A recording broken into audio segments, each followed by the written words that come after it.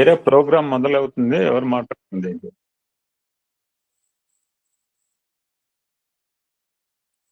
ఓం శ్రీ సాయిరామ్.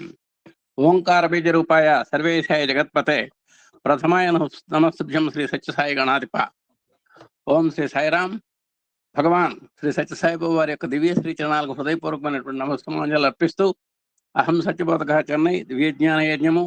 ఈ దివ్యజ్ఞాన యజ్ఞ సుదీర్ఘ రథసారథులైనటువంటి మన ప్రియతమ అధినేత మాన్యులు పూజ్యులైనటువంటి ఎమ్మెల్యే గారికి, వారి సతీమణి శ్రీమతి వరలక్ష్మి గారికి హృదయపూర్వకమైనటువంటి అభివాదాలు మన యూనిట్ తరఫున సమర్పిస్తూ, శ్రీ సత్యసాయి దైనందిన ఆధ్యాత్మిక వేదికలో ఇంతవరకు జరిగినటువంటి మన భజన్ ట్విట్టర్ నిర్వహించిన శ్రీమతి దంటు అన్నపూర్ణ గారికి అభ్యాసకులకు హృదయపూర్వక అభివాదాలు.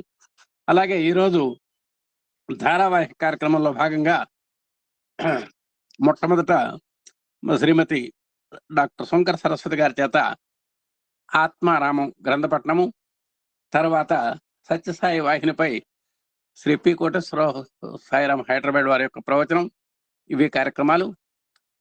ఇదండి. ఇప్పుడు మనం శ్రీమతి శంకర సరస్వతి గారి యొక్క ఆత్మారామంలోకి అడుగు పెడదాం. ఓం శ్రీ సాయిరామ్. ఓం శ్రీ సాయిరామ్. సర్వదేవతాతీత స్వరూపులు భగవాన్ శ్రీ సత్యసాయి బాబా వారి దివ్య చరణార విందములకు శిరస్సు వంచి నమస్కరించుకుంటున్నాను. మరొక్కసారి ఆత్మారామం అనేటువంటి పవిత్ర గ్రంథాన్ని పఠించేటువంటి అద్భుత అవకాశమును కల్పించినటువంటి అహం సత్యబోధక నిర్వాహకులు, తర్వాత వారు నాకు వేదిక ఇచ్చినందుకు వారికి సుమాంజలు తెలియచేసుకుంటున్నాను. శ్రోతలకందరికీ కూడా ప్రేమపూర్వక సాయిరాం. అయితే ఈరోజు మనం నిన్న రాధ గారు, తర్వాత సూర్యప్రకాశరావు గారు చెప్పినటువంటి విషయాల్ని ఒక్క 5 నిమిషాలు రివ్యూ చేసుకోవడానికి ప్రయత్నం చేస్తానండి. దైవము దైవవాణి కూడా ఒకటే. దైవము లేకుండా దైవవాణి అనేది ఉండదు. రెండో పాయింట్ ఏం చెప్పారంటే, విశ్వాసం అనేది మనిషికి చాలా అవసరం. విశ్వాసం లేకపోతే ఏ పని కూడా సక్సెస్ అవ్వదు. దైవం పైన విశ్వాసం ఉండాలి, డాక్టర్ పైన విశ్వాసం ఉండాలి, డ్రైవర్ పైన, కారు నడిపే డ్రైవర్ పైన విశ్వాసం ఉండాలి. ప్రతి ఒక్కరి మీద విశ్వాసం అనేది ఉండాలి. అదేవిధంగా ఉపన్యాసకుడి మీద విశ్వాసం ఉండాలి, ఉపన్యాసం మీద కూడా నమ్మకం ఉండాలన్నమాట. దానివల్ల మనకి ఏదో తెలుస్తుంది అనేటువంటి ఒక ఆలోచన అనేది ఉండాలి. కానీ ఉపన్యాసం వినేటప్పుడు చాలా వరకు మనస్సు పరిపరి విధాల పోతుంది. ఆ పరిపరి విధాల పోయే మనస్సును పట్టి తెచ్చుకోవడానికి ఒక సాధన అనేది కావాలి. దీనికి మనందరికీ తెలిసిన ఒక కథ ఏమిటంటే, రామకృష్ణ పరమహంసని రాణి రాసమణీదేవి ఒక పర్యాయము పాట పాడమన్నారు. పాప రామకృష్ణ పరమహంస పాట పాడుతున్నారు, కానీ ఈ మనసు ఎటో పోయింది. ఏంటంటే అల్లుడి మీద పోయిందంట, కోర్టు వ్యవహారాల మీద. ఉన్నట్టుండి పాట మధ్యలో ఆపేసి రామకృష్ణ పరమహంస ఒక్కటి కొట్టారనమాట ఆవిడ చెంప మీద. అది ఎందుకు కొట్టారో ఆయనకి తెలుసు, ఆవిడకి తెలుసు అనమాట. అంటే మనసుని పరిపరి విధాల మనం పోకుండా జాగ్రత్త పడాలనేటువంటి విషయం కూడా మనకి ఈ నిన్న విషయంలో తెలియచేశారు. అదేవిధంగా గ్రంథములు, గీత, భగవద్గీత అనమాట చదువుతాం అనమాట, పూజిస్తాం, పూజలో పెట్టుకుంటాం, శాస్త్రాలు అవన్నీ కూడా. కానీ చదువుతాం కానీ ఆచరణలో మాత్రం పెట్టము అనేటువంటి విషయాన్ని స్వామివారు వ్యక్తం చేశారు. శాంతి గురించి చెప్తాం కానీ, ప్రశాంతి గురించి చెప్తాం కానీ, ఇంట్లో మాత్రం ఎప్పుడు అశాంతి, ఆయన మనసులో కూడా అశాంతిగానే ఉంటుంది. అది దానివల్ల ఎటువంటి ప్రయోజనం ఉండదని తెలియజేశారు. మరొక విషయం ఏమిటంటే, ఏదైనా ఒక విషయాన్ని మనం శ్రవణం చేసినప్పుడు దాన్ని మననం చేసుకోవాలి. మననం చేసిన తర్వాత నిధిధ్యాస చేయాలి. దానికేమో చక్కటి ఉదాహరణ, ఉపమానం చెప్పారు. వంట చేయడమేమో శ్రవణం లాంటిది, దాన్ని మరి తినాలి కదా, భుజించాలి కదా, దాన్ని మననం. ఆ భుజించిన దాన్ని కాస్త ఏంటి జీర్ణం చేసుకొని మనకి శక్తి రావాలి కాబట్టి అది నిధిధ్యాస అని చాలా అద్భుతమైనటువంటి ఉపమానంతో తెలియచేశారు. అదేవిధంగా కృష్ణార్జునుల గురించి తెలియచేస్తూ, కృష్ణుడు అర్జునుడితో చాలా కాలం నుంచి ఉన్నప్పటికీ కూడా బోధించవలసినటువంటి విషయాన్ని బోధించలేదు. ఎప్పుడు బోధించారు? ఎప్పుడైతే అవసరం అనిపించిందో, సమయం వచ్చిందో అప్పుడే బోధించారనమాట. అదేవిధంగా మనం సమయాలను బట్టి ప్రవర్తించాలి. చెప్పడం కానీ, వినటం కానీ, చేయడం కానీ అనేటువంటి విషయాన్ని మనం అర్థం చేసుకోవాలి. తర్వాత స్వామివారి స్టూడెంట్స్ చెప్తారనమాట, మీరు ఎన్నో పుస్తకాలు చదువుతారు, అయితే ఆ చదివిన చదువంతా సార్థకత పొందాలంటే ఆచరణలో పెట్టాలి అని తెలియచేశారు. తర్వాత ఏమో ఈ పుస్తకంలో మనకి సూర్యప్రకాశరావు గారు చదివిన ఒక పారాగ్రాఫ్లో ఏముందంటే శమ దమ ఉపరతి తితిక్ష శ్రద్ధ సమాధానముల యొక్క తత్వాన్ని మనం తెలుసుకోవాలి. ఎంత తెలుసుకున్నా కానీ దాని గురించి ఇంకా తెలుసుకోవాలి అనేటువంటి విషయాన్ని తెలియచేశారు. అయితే ఈ పదాలు ఆవృతమైనవి 2-3 సార్లు. అయితే దీని గురించి కాస్త నాకు తెలుసుకోవాలనేటువంటి ఒక ఆకాంక్ష బయలుదేరి నిన్న కొన్ని పుస్తకాలు రిఫరెన్స్ చేస్తే దాని గురించి కొన్ని విషయాలు తెలుసుకున్నానండి. దాన్ని సమయాభావం అనుకోకుండా, సమయం వృధా చేస్తున్నాను అనుకోకుండా నాకు తెలిసిన విషయాలు మీతో పంచుకోవాలని అనుకుంటున్నాను. ఎందుకంటే ఈ 6 పదాలు కూడా చాలా ఇంపార్టెంట్ అనమాట సాధనకి. వీటిని ఏమంటారంటే సాధన సంపత్తి అంటారనమాట. ఏదైనా సాధన చేయాలంటే ఈ 6 కూడా చాలా అవసరం తెలియజేస్తున్నారు స్వామి. సూత్రవాహినిలో ఒక సూత్రం ఉందండి. ఏమిటంటే అథాతో బ్రహ్మ జిజ్ఞాస అని ఉందన్నమాట. ఇది బ్రహ్మసూత్రం అంటారు. ఇక్కడ అధ అంటే ఏంటి? తర్వాత, అనంతరము అని అర్థం అనమాట. అయితే దేని తర్వాత? బ్రహ్మను గురించి జిజ్ఞాస కలిగిన తర్వాత. అయితే అట్టి జిజ్ఞాసకు ఎవరు అర్హులు? ఇప్పుడు ఎవరిన ఉద్యోగం సంపాదించుకోవాలంటే ఆ ఉద్యోగానికి ఆ పదవికి తగినటువంటి అర్హత ఉండాలి. ఒక కలెక్టర్ అవ్వాలంటే ఐఏఎస్, ఒక డిఎస్ఓ ఏదో అవ్వాలంటే ఐపీఎస్, ఒక టీచర్ అవ్వాలంటే బిఎడ్ బిఎస్సి ఏదో డిగ్రీ, ఈ విధంగా ఉండాలి కదా. అదే విధంగా ఈ జిజ్ఞాస తెలుసుకోవాలి. జిజ్ఞాసకుడికి కొన్ని లక్షణాలు ఉండాలన్నమాట. ఎలిజిబిలిటీ అనమాట, సేన్ అదర్ వర్డ్స్ ఉండాలి. అయితే బ్రహ్మ జిజ్ఞాసకు కొన్ని విషయాలు తెలిసి ఉండాలి. ఏమిటంటే 3 విషయాలను తెలియచేశారు. ఒకటి ఏమిటంటే నేను చదివిన దాంట్లో వివేకము. ఈ వివేకం గురించి మన గురువు గారు చాలా పర్యాయాలు తెలియచేశారు మనకి. అంటే డిస్క్రిమినేషన్ అన్నమాట. ఏది మంచి, ఏది చెడ, ఏది నిత్యము, ఏది అనిత్యము అని తెలుసుకోవాలన్నమాట. అదే మంచి చెడు, ఈ వీటికి తారతమ్యాలు తెలుసుకోవడమే వివేకము. వివేకము విచక్షణ ఉండాలంటారు. ఏదైనా మనం సరైన పని చేయకపోతే ఏరా నీ వివేకం ఏమైందంటారు తల్లిదండ్రులు, నీ విచక్షణ జ్ఞానం కోల్పోయావు అంటారు అనమాట. ఆ విచక్షణ అనేది మనకి ఎంత నాలెడ్జ్ ఉన్నప్పుడు కూడా విచక్షణ అనేది చాలా అవసరం. రెండవది ఏంటంటే ఇహాముత్ర ఫల భోగ విరాగము అన్నారనమాట. రెండవది అంటే ఏంటంటే ఈ జగమంతా కూడా అనిత్యం అని గుర్తించుకోవాలి. ఈ జగత్ అంటే జా పుడుతుంది, గత్ వెళ్ళిపోతుంది. ఈ రోజు ఉండేది రేపు ఉండకపోవచ్చు, రేపు వచ్చింది ఎల్లుండి ఉండకపోవచ్చు అనమాట. ఇటువంటి జగం అంతా కూడా క్షణికము అనేటువంటి విషయాన్ని మనం గుర్తించుకోవాలి. అలాగని చెప్పి దాన్ని వదిలేయకూడదు. మనం పడవ నీటిలో వెళ్తుంది కానీ నీటిని పడవలోకి తెప్పించుకోకూడదు అనమాట. అలాగా ఈ జగంలో మన ప్రయాణం కొనసాగించాలన్నమాట, అంతే. దానికి అహంకారం మమకారాలను మాత్రం పూర్తిగా వదిలిపెట్టేయాలి. అప్పుడు మనం నిర్మల మనస్కులమై లక్ష్యాన్ని, జీవిత లక్ష్యాన్ని, గమ్యాన్ని చేరుకోవచ్చు అంటారు. ఇక మూడవది ఏమిటంటే శమ దమాది గుణ సంపత్తి అన్నారు. దీని గురించే నేను చెప్పడానికి ఇవన్నీ చెప్పానండి. శమము అంటే మనోనిగ్రహము, అంటే మనస్సుని నిగ్రహించుకోవాలి. అంటే బంధ మోక్షములకు కారణము మనస్సు. మనం దేనికన్నా బంధించాలన్నా మనస్సే, మోక్షం రావాలన్నా మనస్సే. అయితే ఇటువంటి మనస్సు ఎప్పుడు చపల చిత్తం అన్నమాట, మంకీ మైండ్. అదే ఈ కొమ్మ నుంచి ఆ కొమ్మకి వెళ్ళినట్టే మనసు చలిస్తూనే ఉంటుంది. దాన్ని నిగ్రహించుకోవాలన్నమాట. అయితే చాలా కష్టం. దీనికి సాధన అనేది చాలా అవసరం, పట్టుదల కూడా చాలా అవసరం అన్నమాట. ఇక్కడ ఈ శమానికి ఈ మనసుని కంట్రోల్ చేసుకోవాలంటే ఇంద్రియాలని కంట్రోల్ చేయాలి. ఇంద్రియాల వల్లనే బుద్ధి మారిపోతూ ఉంటుందన్నమాట. ఇక్కడ మనకి భగవంతుడు 3 ఉపకరణాలు ఇచ్చాడు. ఏమిటంటే మనస్సు, బుద్ధి, ఇంకోటి ఇంద్రియాలు. మానవుని ఆత్మ ప్రాప్తికి ఏం చేయాలంటే బుద్ధితో మనసుని కంట్రోల్ చేసుకోవాలి. అట్లా కాకుండా మనస్సు ఇంద్రియాల ప్రకారం వెళ్ళిపోయిందంటే బంధాలు ఏర్పడతాయి. కాబట్టి బంధవిముక్తి కావాలంటే బుద్ధిని మనం మనస్సుని కంట్రోల్ చేసుకోవడానికి ఉపయోగించుకోవాలని చెప్తున్నారు. అది శమము. రెండవది దమము. దమము అంటే ఇంద్రియాలని తర్వాత శరీరాన్ని కూడా స్వాధీనంలో చేసుకోవాలి. దేంతో స్వాధీనం చేసుకోగలం? బుద్ధితో అన్నమాట. దీనికి ఏం కావాలంటే సాధన అనేది ఉండాలి. దీనికి సాధన అంటే ఉత్తమమైనటువంటి నియమిత కర్మలను ఆచరిస్తూ స్వధర్మాచరణచే ఇంద్రియములు శరీరమును స్వాధీనందు ఉంచుకోవచ్చును. స్వధర్మ అంటే నేను ఒక ఇల్లాలుగా నా ధర్మం ఏంటని నేను చేసుకోవాలి.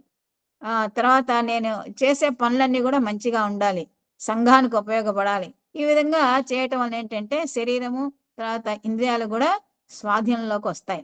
అట్లా కాకుండా నా ధర్మాన్ని నేను నిర్వర్తించకుండా ఉంటే ఆ ఏమవుతుంది, ఏవో పనులు చేయాల్సి వస్తుంది, చేస్తూ ఉంటాము. దానివల్ల చెడే జరుగుతుంది కానీ మంచి జరగదు. కాబట్టి దమము అంటే ఇంద్రియాలని శరీరాన్ని కూడా కంట్రోల్లో ఉంచుకోవాలి. ఇక మూడవది ఉపరతి. ఉపరతి అంటే మనం గురువుగారు చాలా ద్వంద్వాల గురించి చెప్పారు కదా. ద్వంద్వాలు అంటే మన వీరు కూడా చెప్పారు, డి శాస్త్రి గారు కూడా, బ్రహ్మ శాస్త్రి గారు కూడా చెప్పారు, ద్వంద్వాతీతుడుగా ఉండాలన్నమాట. అంటే ఇక్కడ ద్వంద్వాలంటే కష్టము సుఖము, శీతోష్ణములు, ఇష్టము అయిష్టము, నిందాస్తుతులు ఇవన్నీ ఉండాలన్నమాట. వీటన్నిటిని కూడా అధిగమించాలి. ఇవన్నీ ఉన్నాయి, వీటినన్నిటిని అధిగమించాలన్నమాట. ఆ మధ్య డాక్టర్ సరస్వతం గారు ఒక పాట పాడారు చక్కగా. ఏమిటంటే, ఉండేది దేవుడు ఒక్కడేరా, నిన్ను పొగిడితే నువ్వు పొంగిపోకు, తెగడితే బాధపడకని ఒక మంచి పద్యం పాడారనమాట. అంటే నిందాస్తుతులకు అన్నిటికీ కూడా మనం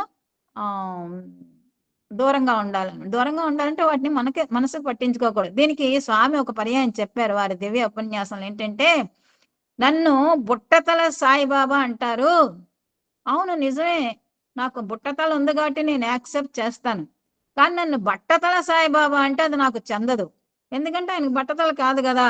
కాబట్టి ఎవరన్నారో అది వాళ్ళకే వెళ్ళిపోతుంది. ఏ విధంగా అయితే రిజిస్టర్ కవర్ వస్తే దాన్ని మనం యాక్సెప్ట్ చేయకపోతే అది ఎవరు పంపాడో వాడికే వెళ్ళిపోతుంది కదా. అదే విధంగా బట్టతల అన్న వాళ్ళకి అది వాడికే పోతుంది అని చెప్పారనమాట. కాబట్టి ఇక్కడ ఏంటంటే మనం ఈ ద్వంద్వాలకు అతీతంగా ఉండాలి. పొగిడినా తెగడినా ఒకే విధంగా ఉండాలి, స్థిరత్వంగా ఉండాలన్నమాట. తర్వాత తితీక్ష, నాలుగోది. తితీక్ష అంటే మనకి వివిధ సమయాల్లో దుఃఖాలు వస్తాయి, కష్టాలు వస్తాయి, సుఖాలు వస్తాయి అన్నమాట. దుఃఖాలకి బాధపడకుండా, సుఖాలు వచ్చినప్పుడు సంతోషించకుండా, ఇవన్నీ కూడా మనం ఏమనుకోవాలంటే నా పూర్వ కర్మ ఫలితము అని భావించాలంటారు. నేను పూర్వజన్మలో ఎవరిని బాధ పెట్టాను, ఈ రోజు నేను ఈ విధంగా బాధపడుతున్నాను. పూర్వంలో ఎవరికో ఆనందం కలిగించాను కాబట్టి నాకు ఈ విధంగా ఆనందం కలుగుతుంది అనుకో. ఏదైనా సరే పూర్వజన్మ ఫలితంగా, పూర్వజన్మ కర్మ ఫలితంగా, గత కర్మ ఫలితంగా అని మనం భావించాలన్నమాట. స్వామి చెప్తారు, భగవంతుడు నీకు ముత్యాలహారం కానీ, రత్నాలహారం కానీ, బంగారం గొలుసులు కానీ ఏమి వేసి పంపించడు. నువ్వు చేసిన కర్మల ఫలితాల్ని ఒక దండగా వేసి నిన్ను పంపిస్తాడు ఈ లోకంలోకి అని చెప్తారనమాట. కాబట్టి ఏది జరిగినది మన కర్మ ఫలితమే అని భావించాలి. తర్వాత ఇంకొక విషయం కూడా తెలియజేస్తాం, ఉపకారికి అపకారం ఎప్పటికీ చేయకూడదు. దానికి మనకు తెలుసు కదా, స్వామివారికి ఒక స్త్రీ ద్వేషంతో విషపు గారెలు పెడుతుంది. తర్వాత ఆమె బాధపడుతుంది, వమిట్ చేసిన తర్వాత ఆమె స్వామి దగ్గరికి వస్తుంది. స్వామి ఆమెని చేరదీస్తారు. స్వామి అంటే తర్వాత ఆమెకి భక్తి ప్రపత్తులు చాలా పెరిగిపోయినాయి అన్నమాట. ఎందుకు? స్వామివారు చూపించినటువంటి ప్రేమ. అంటే అపకారికి అపకారం చేయకూడదు. అపకారికి ఉపకారము నెపమన్నక చేయువాడు నేర్పరి సుమతి అని సుమతి శతకంలో ఉంది కదా, అది తితీక్ష. ఇక ఐదవది శ్రద్ధ. మనకి తెలుసు, శ్రద్ధావాన్ లభతే జ్ఞానం. శాస్త్రములందు, వేదములందు, గురువులందు కూడా మనకి శ్రద్ధ ఉండాలి. భగవంతులందు కూడా శ్రద్ధ, అచంచలమైనటువంటి విశ్వాసం ఉండాలి, శ్రద్ధ ఉండాలి. అటువంటి శ్రద్ధ ఉన్నప్పుడే మనకి జ్ఞానం ఎంతో అంతో మనం తెలుసుకోవడం జరుగుతుంది అనమాట. అదేవిధంగా ఆరవది సమాధానం. సమాధానం అంటే సర్వప్రాణులు ఈశ్వరాంశమే అని చెప్పి మనం భావించాలి. వాళ్ళందరినీ కూడా సమానంగానే చూడాలి, ఎవరిని ద్వేషించకూడదు. నాలో ఉన్న ఆత్మ అతనిలో ఉంది, అతనిలో ఉన్న ఆత్మ నాలో ఉంది అనేటువంటి భావంతో సమాధానం అంటే సమంగా చూడాలి. ఈ ఆరింటిని కలిసి ఏమంటారంటే సాధనా సంపత్తి అని అంటారు. ఇదంతా కూడా నిన్నటి విషయాల గురించి నేను కాస్త వేరే బుక్స్ రిఫర్ చేసి తెలుసుకోవడం జరిగిందండి. అది మీతో పంచుకున్నాను.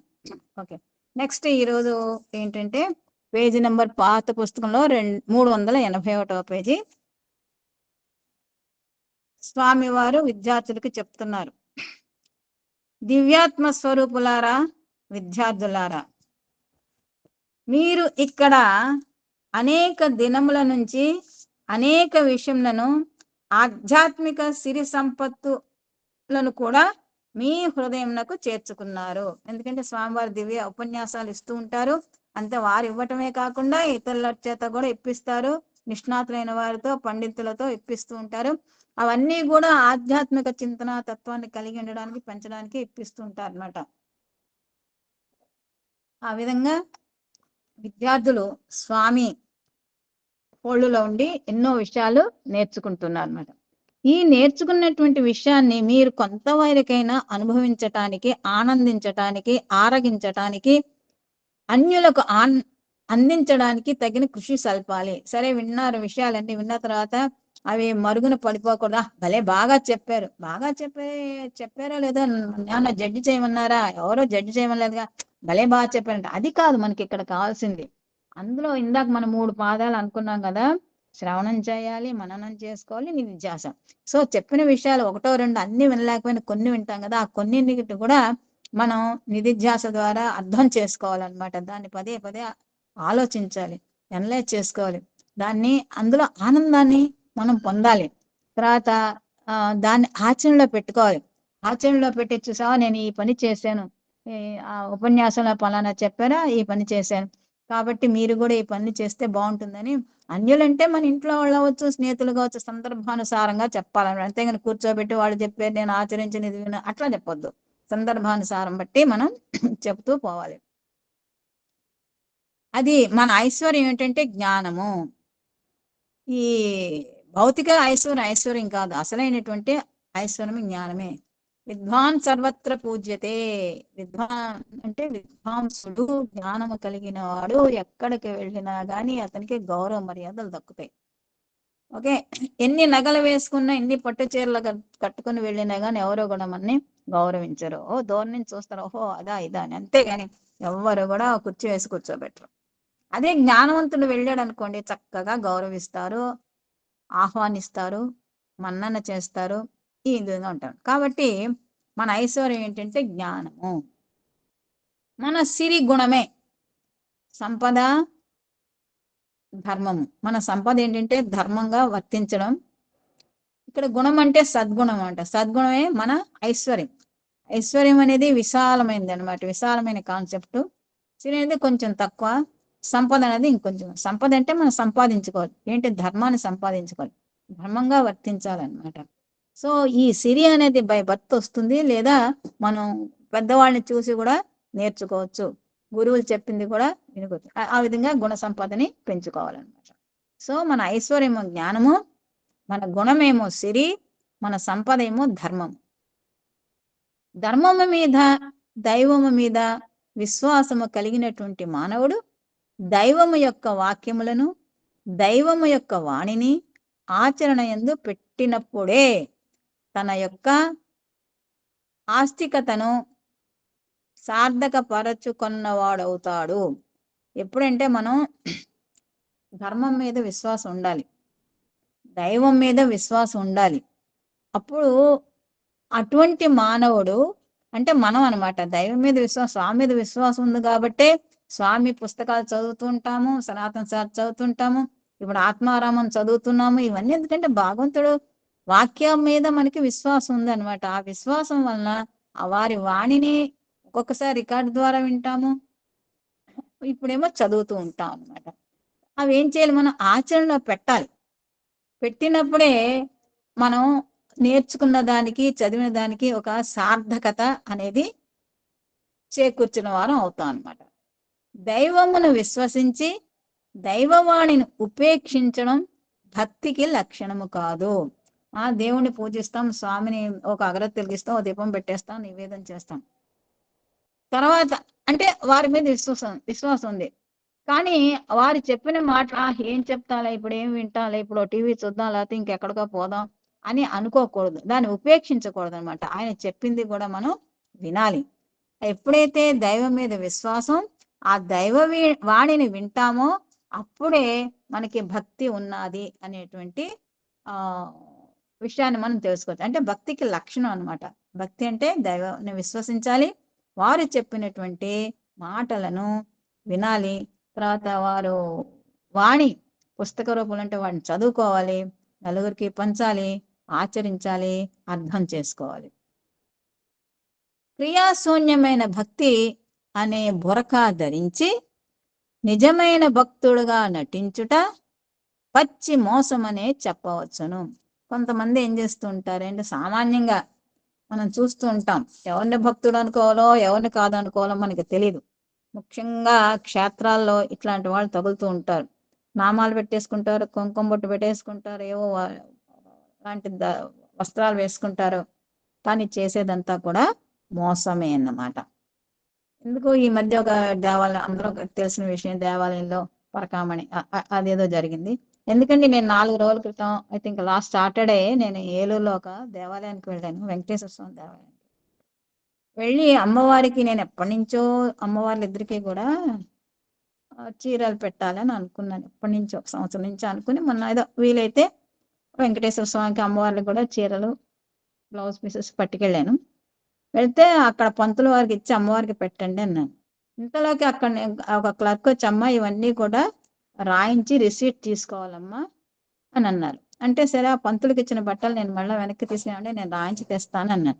అనేసరికి అతను ఏం చేశాడంటే మంచి పట్టు చీరలండి, ఆ చీరలు చక్కటి బ్లౌజ్ పీస్ ఏమో ఆ కట్టన్ వెనక పడేసుకున్నాడు. 2 అమ్మవార్ల దగ్గర 2 కూడా పడేసుకుని ఉట్టి చీరలు ఇచ్చాడు. నేను తీసుకువెళ్ళి చూస్తే అక్కడ బ్లౌజ్ పీసెస్ లేవు. అమ్మా నేను బ్లౌజ్ పీసెస్ ఇచ్చాను, మరి బ్లౌజ్ పీసెస్ లేవు ఇక్కడ అన్నాను. అంటే వారిని వెళ్ళి అడగండి ఆ పురోహితుడిని అని అన్నారు. సరే, మళ్ళీ ఆ పురోహితుడి దగ్గరికి వెళ్ళి అడిగిన, ఆయన నేను 2 బ్లౌజ్ పీసెస్ ఇచ్చాను, ఏమైనా ఇందులో లేవంటే, అవి ఇక్కడే ఉంటాయండి, అవి ఇవ్వమండి, అంతేనండి, ఆ చీరలు ఇవ్వండి, దానికే లెక్క రాయించండి అన్నాడు. ఇంకా నేనేం చేస్తాను, దేవుడు వరం ఇచ్చిన పూజారి వరం ఇవ్వడం అంటారు, ఇదే అన్నమాట. సో ఈ విధంగా ఎక్కడికక్కడే ఆ పూజారులు అంటారు, కానీ వాళ్ళే అట్లా ఉంటే ఇంకెట్లా అండి. నాకు నిజంగా విశ్వాసం పోయింది, దేని మీద, భగవంతుడి మీద కాదు, ఈ పూజారుల మీద కాస్త విశ్వాసం సడలిపోయింది నాకు. ఈ విధంగా ఆ క్రియాశూన్యమైన భక్తి అనేటువంటి బుర్కా ధరిస్తారు, నిజమైన భక్తుడిగా నటిస్తాడు, కానీ పచ్చి మోసం అని చెప్పొచ్చు ఇట్లాంటి వాళ్ళు ఉంటే.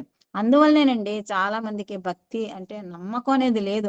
దేవాలయానికి వెళ్ళేది అంటూ ఉంటారు అనమాట. ఏదేమైనా మన పని, మన కర్తవ్యం మనం చేసుకోవాలి. అట్లాంటి ఈ సొసైటీ అంతా అట్లనే ఉంది, చాలా వరకు అన్ని చోట్ల అట్లనే ఉంది.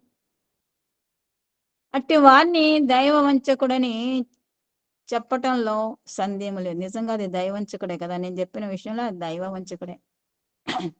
మంచి గుణమును అంటే ఇట్లాంటి వాళ్ళు అన్ని గుడుల్లో చాలా వరకు ఉంటారు, అన్ని గుడులు నేను చెప్పలేను, చాలా వరకు ఉంటారన్నమాట. మంచి గుణములు లేని బ్రతుకుట కంటే జీవితమును అంత్యము చేసుకోవడం ఉత్తమము. నిజంగా ఈ విధంగా మోసం చేయడం కన్నా చనిపోవడం మంచిది అని అంటున్నారు. నిజముగా సత్యత్వాన్ని గుర్తించుటే చదువుల యొక్క సారము. అంటే మనం చదువుతాం, అందులో ఉన్నటువంటి సత్యాన్ని మనం గుర్తించుకోవాలి. ఆ చెప్పిన విషయంలో ఎంతవరకు సత్యం ఉందని ఆ సత్యాన్ని గుర్తించుకోవాలి, దాన్ని ఆచరణలో పెట్టాలి. లౌకికపు చదువులన్నీ నదుల వంటివి అనేటువంటి మనం విన్నాం. ఇలా చాలా మాటలు మనం సత్సంగంలో విన్నాం అనమాట. మన అహం సత్యబోధకాలని ఏంటంటే, ఈ లౌకిక చదువులన్నీ కూడా నదులు లాంటివి, ఇవన్నీ కూడా సముద్రంలో చేరతాయి. ఏ విధంగా నదులు సముద్రంలో చేరుతా ఆ విధంగానే చేరుతూ ఉంటాయి అన్నమాట. ఆధ్యాత్మిక విద్య సముద్రం వంటిది అని గుర్తించుకున్నాము. అసలు ఆధ్యాత్మిక విద్య అనేది సముద్రం, ఈ లౌకిక విద్యలన్నీ కూడా నదుల వంటివి, ఇవన్నీ కూడా అందులో చేరిపోవాలి. నదీనాం సాగరోగతి, నదులన్నీ కూడా సాగరంలోకే చేరతాయి. సర్వ నదులు కూడిన సాగరంలో చేరిపోవటం చేత అవి తమ రూపనామను పూర్తిగా కోల్పోతాయి.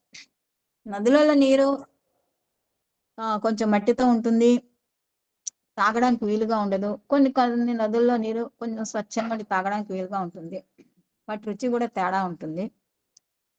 ఎప్పుడైతే సముద్రంలో అవి జాయిన్ అయిపోతాయో ఆ నీరు కూడా ఉప్పగా అయిపోతుంది. ఎందుకంటే సముద్రం నీరు ఉప్పుగా ఉంటుంది కాబట్టి ఇది అందులో చేరటం వలన అది ఉప్పుగా అయిపోతుంది. అదే సత్సంగం యొక్క ఫలితం కూడానండి. సజ్జనులతో చేరితే మనలో కూడా మార్పు వస్తుంది. అందుకే సజ్జన సాంగత్యం చేయాలి అంటారు పెద్దవాళ్ళు. నీ కంపెనీ ఎటువంటిదో నువ్వు చెప్పు, అప్పుడు నీవు ఎటువంటి వాడో నేను చెప్తానంటారు స్వామి. Tell me your company, I tell you what you are అని అంటారు స్వామి. తర్వాత ఎట్టి సమయంలో కూడా ఉద్రేకములకు గాని, రాగద్వేషములకు గాని, అసూయ ఆడంబరములకు గాని, అహంకారములకు గాని మనము అవకాశము అందించకూడదు. మనలో ఎప్పుడూ కూడా ఉద్రేకం అనేది రాగకూడదు, కోపం రాకూడదు, ఉద్రేకం తెచ్చుకోకూడదు. ఎవరైనా సరే ఉద్రేకం అనేది తెచ్చుకోకూడదు. అసూయ, ఆడంబరం ఉండకూడదు. అహంకారం, మమకారాలు ఉండకూడదు. ఎట్టి సమయంలో కూడా ఇవి మన దగ్గరికి రాకుండా కంట్రోల్ చేసుకోవాలి. అంటే ఇంద్రియ నిగ్రహం ఉండాలి. శరీరము, ఇంద్రియాలు, మనసు అన్ని కూడా బుద్ధి కంట్రోల్లో ఉండాలి. దీనికి ఒక చిన్న ఆదర్శం. ఒక గ్రామమున బుద్ధుడు అంటే గిట్టని వాడు ఒకడు ఉండేవాడు. అతడేమో ఆ గ్రామానికి అధిపతి. బుద్ధుడు అనే మాట వింటే తాజ్మహల్ తోక మీద లేచినట్లు వేస్తాడట, అంత కోపం అన్నమాట. వానికి దేహం అంతా వేడెక్కేదన్నమాట. ఎవరికి? ఆ గ్రామంలో ఉండే ఆ పెద్దకి, బుద్ధుడి పేరు వింటేనే పట్టలేని కోపంతో మిట్టి ఎగిరిపడేవాడు అనమాట. అయితే ఒకనాడు బుద్ధుడు శిష్యులతో కూడా కలిసి భిక్షకై ఆ గ్రామానికి వస్తున్నారు అనేటువంటి వార్త విన్నాడు ఈ గ్రామాధికారి. అప్పుడు ఆ గ్రామాధికారి ఏం చేశాడంటే గ్రామంలో అనేటువంటి ప్రజలందరినీ కూడా పిలిపించి, ఈ రోజు బుద్ధుడు భిక్షకై మన ఊరికి వస్తున్నాడు, అతనికి మీరెవ్వరూ కూడా ఎంత మాత్రమున భిక్ష పెట్టొద్దు, ద్వారాలు తలుపులన్నీ వేసేసుకుని ఇంట్లోనే ఉండిపోవాలి అని శాసించాడు. గ్రామాధికారి కదా. తాను ఇప్పుడైతే గ్రామాధికారి అట్లాంటి మాటలంటే ఎవరు వినరు, తర్వాత ఎదురు తిరుగుతాడు. కాబట్టి గ్రామాధికారి కూడా ఇట్లాంటి పనులు చేయడు, ఇట్లాంటి తాకీదులు కూడా ఇవ్వడు ఈనాడు. ఆనాడు అమాయకులు కాబట్టి గ్రామాధికారి ఏది చెప్తే అదే దైవవాకుగా వాళ్ళు వినేవారు అనమాట. తాను తన ఇంటి తలుపులు మూసివేసి ఈ గ్రామాది కూడా తన ఇంట్లో తలుపులన్నీ వేసుకున్నాడు, బయట కూర్చున్నాడు అనమాట. బుద్ధుడు సర్వజ్ఞుడు, సర్వవ్యాపకుడు, దైవం కదా బుద్ధుడు. బుద్ధావతారం, దశావతారంలో ఒక అవతారం బుద్ధావతారం కాబట్టి ఆయన సర్వవ్యాపకుడు, సర్వజ్ఞుడు. కాబట్టి అతనికి ఇతని యొక్క తత్వం, ఇతని యొక్క బుద్ధి అతనికి తెలిసిపోయింది అనమాట. అందుకని ఆయన ఏం చేసిండే తన శిష్యులతో కలిసి భిక్ష కోసం ఆ గ్రామాధికారి ఇంటికే వెళ్ళాడనమాట. ఇక్కడ కుళ్ళి వారి ఎదురుగా కులకటం అన్నారు అన్నట్లుగా తన ఎడ ఎవరు ద్వేషంగా ఉంటారో వారి దగ్గరికే పైనమై వెళుతుంటారు అనమాట. అంటే ఎవరైతే ఈర్ష్య అసూయలతో ఉంటారో వాళ్ళ దగ్గరికి వెళ్ళి పలకరిస్తూ ఉంటారు. మన స్వామివారు చేసే పని కూడా అదే అనమాట. ఎవరైతే ద్వేషిస్తుంటారో, ఎవరైతే స్వామి అంటే గిట్టదో వాళ్ళనే చేరతీస్తారనమాట. ఒకసారి ఎవరో స్వామిని అన్నారు, అడిగారు, స్వామి ఇక్కడ ఉండేవాళ్ళు పలానా చోట ఏదో సర్వీస్ అనమాట, చాలా కోపం అండి ఆయనకి, అలాంటి వాళ్ళు ఎందుకు పెట్టారు స్వామి అంటే, స్వామి ఏం చెప్పారంట, ఇక్కడ ఉండే అట్లాంటి వాళ్ళంతా కూడా తాసుపాములు, అవి బయట ఉంటే బుసలు కొట్టేస్తాయి, అందుకే వాటిని ఇక్కడే పెట్టి నేను ఆడిస్తున్నాను అన్నారట. ఆ విధంగా ఇట్లాంటి వాళ్ళనే పెద్దవారు అంటే దైవం దగ్గరికి తీసుకుంటారనమాట. అదే ఇక్కడ బుద్ధుడు కూడా చేశారనమాట. అంటే బుద్ధుడు కూడా అక్కడికే వెళ్ళాడు. రోగి తీయటి మందులు ఆశిస్తుంటాడు, చకోర పక్షులు చంద్రుని వెలుగును ఆశిస్తుంటాయి. అట్లే మంచివారు ఇలాంటి దుర్మార్గులను ఆశించి వారి చెంతకు చేరుతుంటారు. ఎందుకనగా వారిలో ఉన్నటువంటి మాలిన్యమును తొలగించి పవిత్రములైన భావములను వారి హృదయంలో నింపు నిమిత్తమా ఆ విధంగా చేస్తుంటారు. రోగం వచ్చిన వానికే వైద్యము అవసరము, వాళ్ళకే అవసరం కూడాను. రోగము రాని వారికి వైద్యంతో అవసరం ఏముంది? దైవ ద్వేషం అనేటువంటి రోగం వచ్చిన వారి దగ్గరికే భవరోగమును నివారణ చేయటం దేవ వైద్యునికైనటువంటి మహిళలకే సాధ్యం అనమాట. దేవ వైద్యులు జబ్బు చేసిన వాడికే వైద్యం, మందులు అవసరం, జబ్బు లేని వాడికి వాటితో పని లేదు. కాబట్టి ఎవరైతే దైవాన్ని ద్వేషిస్తుంటారో, సొసైటీని అసహించుకుంటారో వాళ్ళ దగ్గరికే దైవం వెళ్తాడనమాట. వెళ్ళి వాళ్ళ యొక్క భవరోగాన్ని దూరం చేస్తారు. దానికి ఇక్కడ ఏం చేశారో చూద్దాం మనం. బుద్ధుడు ఆ గ్రామాధికారి రోగము కుదర్చవలనన్న అటువంటి ఆలోచనతోనే అతని ఇంటికి వచ్చి వాకిట నిలిచి భవతీ భిక్షాందేహి అన్నారు భగవానుడు. ఆ మాట చెవిన పడతోటే ఆ గ్రామాధికారికి చాలా కోపం వచ్చేసింది. బుద్ధిని వంక, శిష్యుల వంక వంకర చూపుతో చూశాడు. ఆ చూపులు కూడా డిఫరెంట్గా ఉంటాయి. ఒక్కొక్క చూపు ఒక్కోలా ఉంటారు. చూపుల్లోనే face is the index of mind అంటారు కదా, అలాగే eyes are the index of the mind అనమాట. ఆ చూపులోనే తెలుస్తుంది. సో ఒకలాంటి చూపు చూశాడు అనమాట.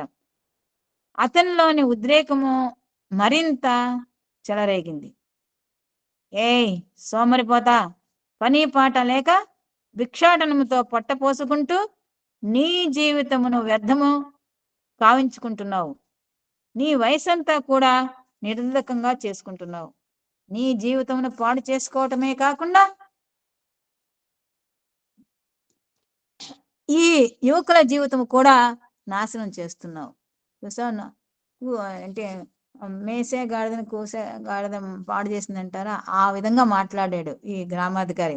నువ్వు నీ జీవితాన్ని నాశనం చేసుకుంటున్నావు. నీ జీవితంతో పాటు వీళ్ళ జీవితాన్ని కూడా సోంబేర్లా తయారు చేసి భిక్ష అడుక్కుని తిని వాళ్ళని కూడా సోంబేర్లా తయారు చేస్తున్నావు. ఇది నీకు తగని పని. నీ జీవితాంతా పాడు చేసుకున్నావు.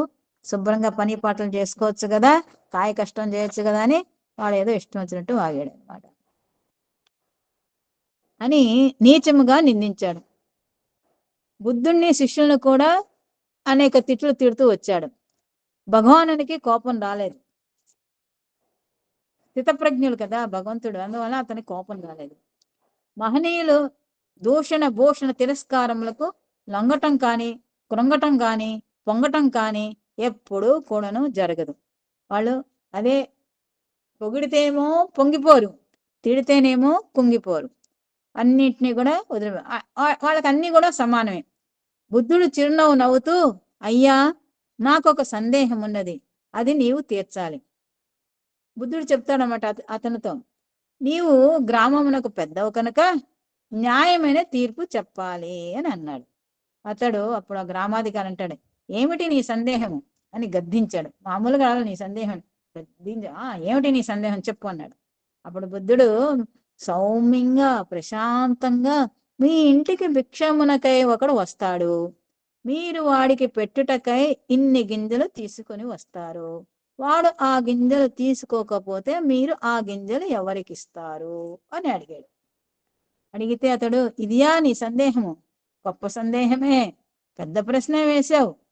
వాడు నేను తెచ్చిన భిక్షపు గింజలు తీసుకొనకపోతే నా గింజలు నాకే ఉంటాయి అని అన్నాడు. అప్పుడు బుద్ధుడు, చాలా సంతోషము, సరైన సమాధానమే చెప్పావు. ఇప్పుడు నేను మీ ఇంటికి భిక్షానికే వచ్చాను. నీవు దూషణము అనేటువంటి భిక్ష పెట్ట పూనుకున్నావు, అంటే తిట్టావన్నమాట. నేను అంగీకరించలేదు. నీ దూషణము ఇప్పుడు ఎవరికి చెందుతుంది అని ప్రశ్నించాడు. దానికి గ్రామాధికారి సమాధానం చెప్పలేదు. ఏం చెప్తాడు? అతని అహంకారము అణిగిపోయింది. ఇదే విధముగా మహనీయులు ఏదో ఒక కారణమును పురస్కరించుకుని గుణపాఠం నేర్పే నిమిత్తమై అనేక మంది దగ్గరకు వెళ్ళి వారికి జ్ఞాన బోధ చేస్తూ వస్తూ ఉంటారు అని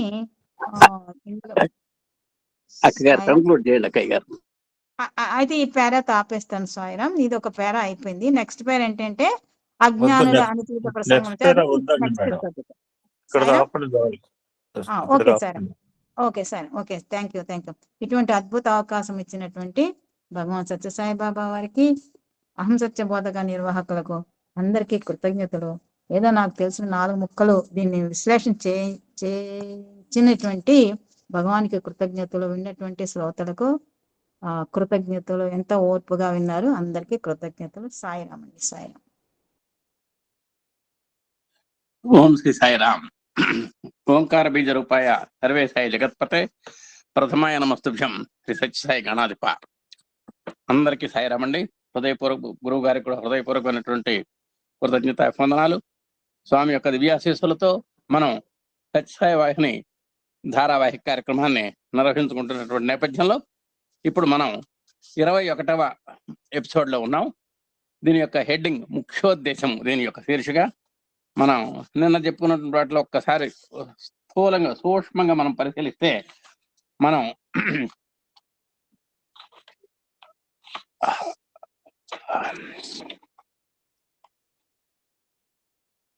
బ్రహ్మాండము, అండము, బ్రహ్మాండము కొన్ని చెప్పుకున్నామండి. తర్వాత ఆత్మ సత్యము, సత్యత్వం చెప్పుకున్నాము. అలాగే మాయ యొక్క స్వభావం కూడా మనం తెలుసుకున్నాము. భగవానుడు సచ్చిదానంద స్వరూపుడు, సత్ అంటే ఏమిటి, చిత్ అంటే ఏమిటి, ఆనందం అనేది కూడా మనం తెలుసుకున్నాం. అలాగే మాయ యొక్క 3 గుణాలు చెప్పుకున్నాం, సత్వము, రజస్సు, తమము అని. అలాగే వాటినే ఇచ్ఛాశక్తి, జ్ఞానశక్తి, క్రియాశక్తి అంటారని కూడా మనం చెప్పుకున్నాము. అలాగే మరి వీటి యొక్క స్థితి ఎలా ఉంటుంది అనేటువంటిది కూడా మనం వ్యక్తంగా అవ్యక్తంగా ఉంటుందని కూడా మనం చెప్పుకోవడం జరిగింది. అలాగే సాత్విక మాయలో ప్రతిబింబించినటువంటి వాడు ఈశ్వరుడని, రజోగుణ అవిద్య యందు ప్రతిబింబిస్తే ఆ ఆత్మని జీవుడు అంటారని, అలాగే తామసికంలోగా ప్రతిబింబిస్తే ఆ ద్రవ్యాన్ని అంటారని కొన్ని విశేషాలు మనం చెప్పుకోవడం జరిగింది. అజ్ఞానం యొక్క పరిస్థితులు కూడా మనం చెప్పుకున్నాం. అలాగే చివరికి మనం కర్మ సిద్ధాంతంలోకి వచ్చాం. నమే పార్థాస్తి కర్తవ్యం అని చెప్పాడు స్వామి. అంటే నేను చేయవలసినటువంటి కర్మ ఏం లేదు 3 లోకాల్లో, అయినా నేను కర్మతో ఉంటాను. ఎవరైతే నాకు కర్మ లేదు, కర్మ స్పృహ లేదు అంటూ అన్ని భగవంతునికే సర్వకర్మలు సమర్పిస్తూ ఎవరైతే మనుగడ సాగిస్తుంటారో వాళ్ళు నా దగ్గరికి చేరతారు అని కూడా ఒక రకంగా చెప్పాడు. కర్మ చేయాలి, ఆ కర్మ సమర్పణ భావంతో కూడా చేయాలి. అలాగే ఆ కర్మ విషయంలో ఒకటి చెప్పాడు మళ్ళీ. ఏమని చెప్పారు? కర్మ ఫలాన్ని సంఘటమే స్వామి యొక్క పని తప్ప, అంటే కర్మ ఫలప్రదాతే గాని కర్మదాత కాడు అనేటువంటి విషయాలు కూడా మనకు వచ్చినాయి. కర్మనైన వాడు మనకు మనం చేసుకున్నటువంటి పాప పుణ్యాల వల్ల మన కర్మలు వస్తాయి, ఆ కర్మ ఫలాలను మనం అనుభవించాల్సిందే అని కూడా మనకు చెప్పారు. ఈ విధంగా కర్మలను కూడా చెప్పుకున్నాం. ఇక తర్వాత మనం ఇవాళ ఎపిసోడ్లోకి వస్తున్నామండి. అట్టి విషయం ఉన్న ఈశ్వరాజ్ఞను తటస్థించను. ఇదంతా కూడా మన చేతుల్లో ఏం లేదు. మనం ఆ కాలగతి ప్రకారం మనం ప్రయాణం చేస్తూ ఉంటాం. మన మనస్సు, బుద్ధి, చిత్తము, అహంకారము కూడా కాలానుగుణంగా ప్రయాణం చేస్తూ ఉంటాయి. అయితే మరి నువ్వు చేసేట పని ఏంటయ్యా అంటే వాటినంతటా కూడా మనం జాగ్రత్తగా గమనిస్తూ మన కర్మల్లో ఏది కర్మ అంటే చేయవలసిన పని, వికర్మ అంటే చేయకూడని పని, అకర్మ అంటే పని చేయకుండా కూర్చునే పని, ఈ 3 జాగ్రత్త గుర్తుపెట్టుకోవాలి. కర్మ అంటే చేయవలసిన పని చేయటం, వికర్మ అంటే చేయకూడని పని చేయటం, అలాగే అకర్మ అంటే అసలు ఏమీ పని లేకుండా కూర్చోవటం. హాయిగా 3 పూట్ల కూర్చుంటాడు, తింటూ కూర్చుంటాడు, ఏమి చేయడు అంటే ఆయన్ని అకర్మ అంటారు. ఆయన అకర్మలో ఉన్నాడు అన్నమాట లెక్క. ఈ విధంగా కర్మ వ్యవహారాన్ని మనం స్థూలంగా మనకు సిలబస్లో ఉన్నంత వరకు మనం చెప్పుకున్నాం. అలాగే మన బుద్ధి కన్నది ఈశ్వరాజ్ఞ. మనం ఒకటి తెలిస్తే దేవుడు ఒకటి తెలుస్తుంటాడు. మనం ఏదో ప్లాన్లు వేస్తాం, ఈ ప్లాన్ కాదయా ఆ ప్లాన్ ఇంకో విధంగా జరుగుతుంది. మనం ఒక రకంగా అనుకుంటే ఇంకో రకంగా జరుగుతూ ఉంటుంది జనరల్గా. ఇది మన వాళ్ళు చిన్న సామెత అవుతారు, నువ్వు ఒకటి తెలిస్తే దేవుడు ఒకటి తెలుస్తాడు అని. ఎన్ని జన్మలు ఎత్తిన కర్మఫలము అనుభవింపక తప్పదు. మనం కర్మ బంధనం నుంచి విముక్తి పొందాలి. కర్మలు కూడా మంచి కర్మలు చేయాలి, కర్మల్ని అనుభవించాలి. ఒకవేళ అనుభవించకుండా పోతే మళ్ళా ఇంకో జన్మ ఎత్తాలి, మళ్ళీ అనుభవించాల్సిందే. కాబట్టి కర్మ ఫలాన్ని మాత్రం అనుభవించక తప్పదు. కర్మఫలాన్ని ఎప్పుడైతే అనుభవిస్తున్నామో ఆ కర్మల్ని చక్కని కర్మలు చేయడానికి మనం ప్రయత్నం చేయాలి. అది మన కర్తవ్యం. చేస్తే ఆ సత్కర్మల వల్ల మంచి జన్మే, కనీసం మానవ జన్మన్నా లభిస్తుంది. మళ్ళీ ఇంకో మనిషిగా పుడతాం, అంతేగాని ఈ చీమగానో దోమగానో మనం పుట్టాం. ఈ కర్మ ఎప్పటిది అన్న ప్రశ్నకు చోట్లేదు. ఏమండి అసలు ఈ కర్మ ఎప్పుడు పుట్టింది అంటే దానికి సమాధానం లేదు. ఇందులకు కర్మ యొక్క అనాదిత్వం కారణమై ఉన్నది. కర్మ అనాది అన్నాడు, దానికి ఆది లేదు.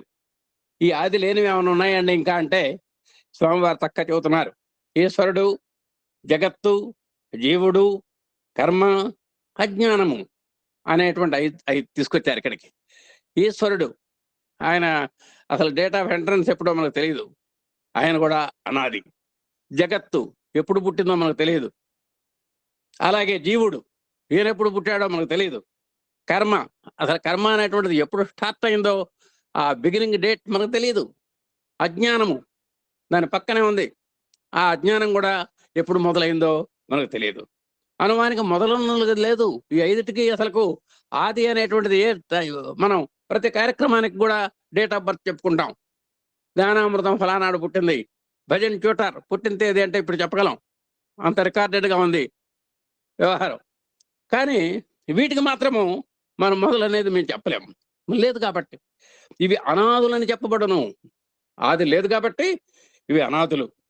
అందులకే భగవద్గీత యందు కృష్ణుడు గహనా కర్మణో గతి, కర్మ యొక్క గతి దుర్జ్ఞేయం అని సూచించి ఉన్నాడు. అసలు కర్మ ఏ క్షణాన్ని ఎటు మలుపు తిరుగుతుందో, తిరుపతి వెళ్ళేటప్పుడు కొండ మీదకి వెళ్ళేటప్పుడు ఎడమవైపుకి తిప్పాల్సి వస్తుందో కుడివైపుకి తిప్పాల్సి వస్తుందో అంత అనూహ్యంగా ఉంటాయి ఆ కొండ మీద మలుపులు. ఆ మలుపులు ఎలా ఉంటాయో మన కర్మ యొక్క గతి కూడా అలా ఉంటుందని చెప్పాడు. ఒక్క సూత్రం మనకు భగవద్గీతలో చక్కగా ఒక సూత్రం చెప్పాడండి. ఏమిటంటే అది ఇక్కడ చూడండి. కర్మణోష్యపి బోద్ధవ్యం, బోద్ధవ్యం చ వికర్మణ, అకర్మణశ్చ బోద్ధవ్యం గహనా కర్మణో గతి అన్నాడు. అంటే చేయవలసిన పని కర్మ, చేయకూడని పని వికర్మ, అసలు ఏమి మాత్రం చేయకుండా కూర్చునేది అకర్మ. ఇదంతా కూడా చెప్పబడింది గీతలో. కానీ గహనా కర్మణో గతి అన్నాడు. ఆ కర్మ ఏ సమయాన ఎడు తిరుగుతుందో, మన కథ ఎటు మలుపు తిరుగుతుందో, హాయిగా సవ్యంగా ప్రశాంతంగా కూర్చున్నాం అనే లోపల ఏ వార్త వస్తుందో, ఎటు మనం మలుపు తిరుగుతుందో మనం చెప్పలేం. దేనికైనా ఒక ఉదాహరణ తీసుకోండి. శ్రీరామచంద్రుడు ఉన్న డాక్టర్ సాక్షాత్ మనం పరమాత్మ అనుకుంటున్నాం. ఆయనకి 14 సంవత్సరాలు మనం అడవుల్లో ఉండవలసి వచ్చింది. అయితే ఏమిటి అక్కడ పని? రాక్షస సంహారం. పని ఏదైనా అవ్వచ్చు. ఒక పట్టాభిషిక్తుడై పుట్టాలు కట్టుకుని మంచి సర్వాలంకార భూషితుడై ఓ సింహాసనం మీద కూర్చోవలసినటువంటి ఆయన అడవులకు వెళ్లాల్సి వచ్చింది. ఓ సత్యహరిశ్చంద్రుడు చూసుకున్నాం. ఆయన సామ్రాట్, సర్వసహా చక్రవర్తి. అంత రామరాజ్యంగా వెళ్తున్నటువంటి సందర్భంలో అతను ఒక పట్టింపు కోసం, ఈ ప్రపంచంలో ఎవడైనా అబద్ధాలు ఆడేవాడు ఉన్నాడా అంటే ఒక్క హరిశ్చంద్రుడు మాత్రం సత్యమే మాట్లాడతాడు అనేటువంటి ఒక ఆర్గ్యుమెంట్ వచ్చింది వశిష్ఠుడికి, విశ్వామిత్రుడికి. వస్తే ఎట్టయినా సరే అతన్ని అబద్ధం ఆడిస్తాను అన్నాడు ఈయన. మరి ఆ కథ మనకు తెలుసు. అలాంటి సత్యహరిశ్చంద్రుడు ఒక రాజ్యాన్ని ఏలినటువంటి వాడు కాటిని ఏలాల్సి వచ్చింది. కాటి కాపరిగా ఉండవలసి వచ్చింది. కాబట్టి గహనా కర్మణో గతి. మరి సావిత్రి యొక్క గమనం మనం అంతా తెలుస్తున్నాం. ఒక భర్తను రక్షించుకోవటానికి ఎన్ని పాటలు పడిందో. ఆయనకు ఆయుష్ తక్కువ అని కూడా వివాహం చేసుకుందామె. పెళ్లి నాటికే తెలుసు ఆయనకు ఆయుష్ తక్కువ అని. అయినా సరే ఒక భగవన్ నిర్ణయం, marriages are made in heaven, మనం చేసేదేం లేదు అనేటువంటి సూత్రం అప్పుడే ఉంది. ఆ విధంగా గహనా కర్మణోగతి, కర్మ యొక్క గతి దుర్జ్ఞేయమని సూచించి ఉన్నాడు. కర్మ ఫలములు అనేక జన్మల అనంతరం కూడా రాగలవు. ఇప్పుడు కనుక ఏదైనా ఒక పాపప్పని కానీ ఒక పుణ్యప్పని కానీ మనం చేసినట్టయితే మనం ఏ క్షణానైనా సరే జన్మ ఎత్తవలసిందే. ఈ జన్మలో కనుక తీరకపోతే మనం ప్రారబ్ధము అని ఉంటుంది. సంచితం అని చెప్పుకున్నాం. సంచితం అంటే మంచి 1 లక్ష రూపాయలు తీసుకొచ్చుకున్నాం వస్తూ అందుట్లో ఒక 50 రూపాయలు ఇప్పుడు వాడుకుంటున్నాం, ఒక 50,000 వాడుకుంటున్నాం. ఆ 50,000 అంత మొత్తం అనుభవించాల్సిందే, అంటే తినేసేయాల్సిందే, అంటే కర్మ అనుభవించాల్సిందే.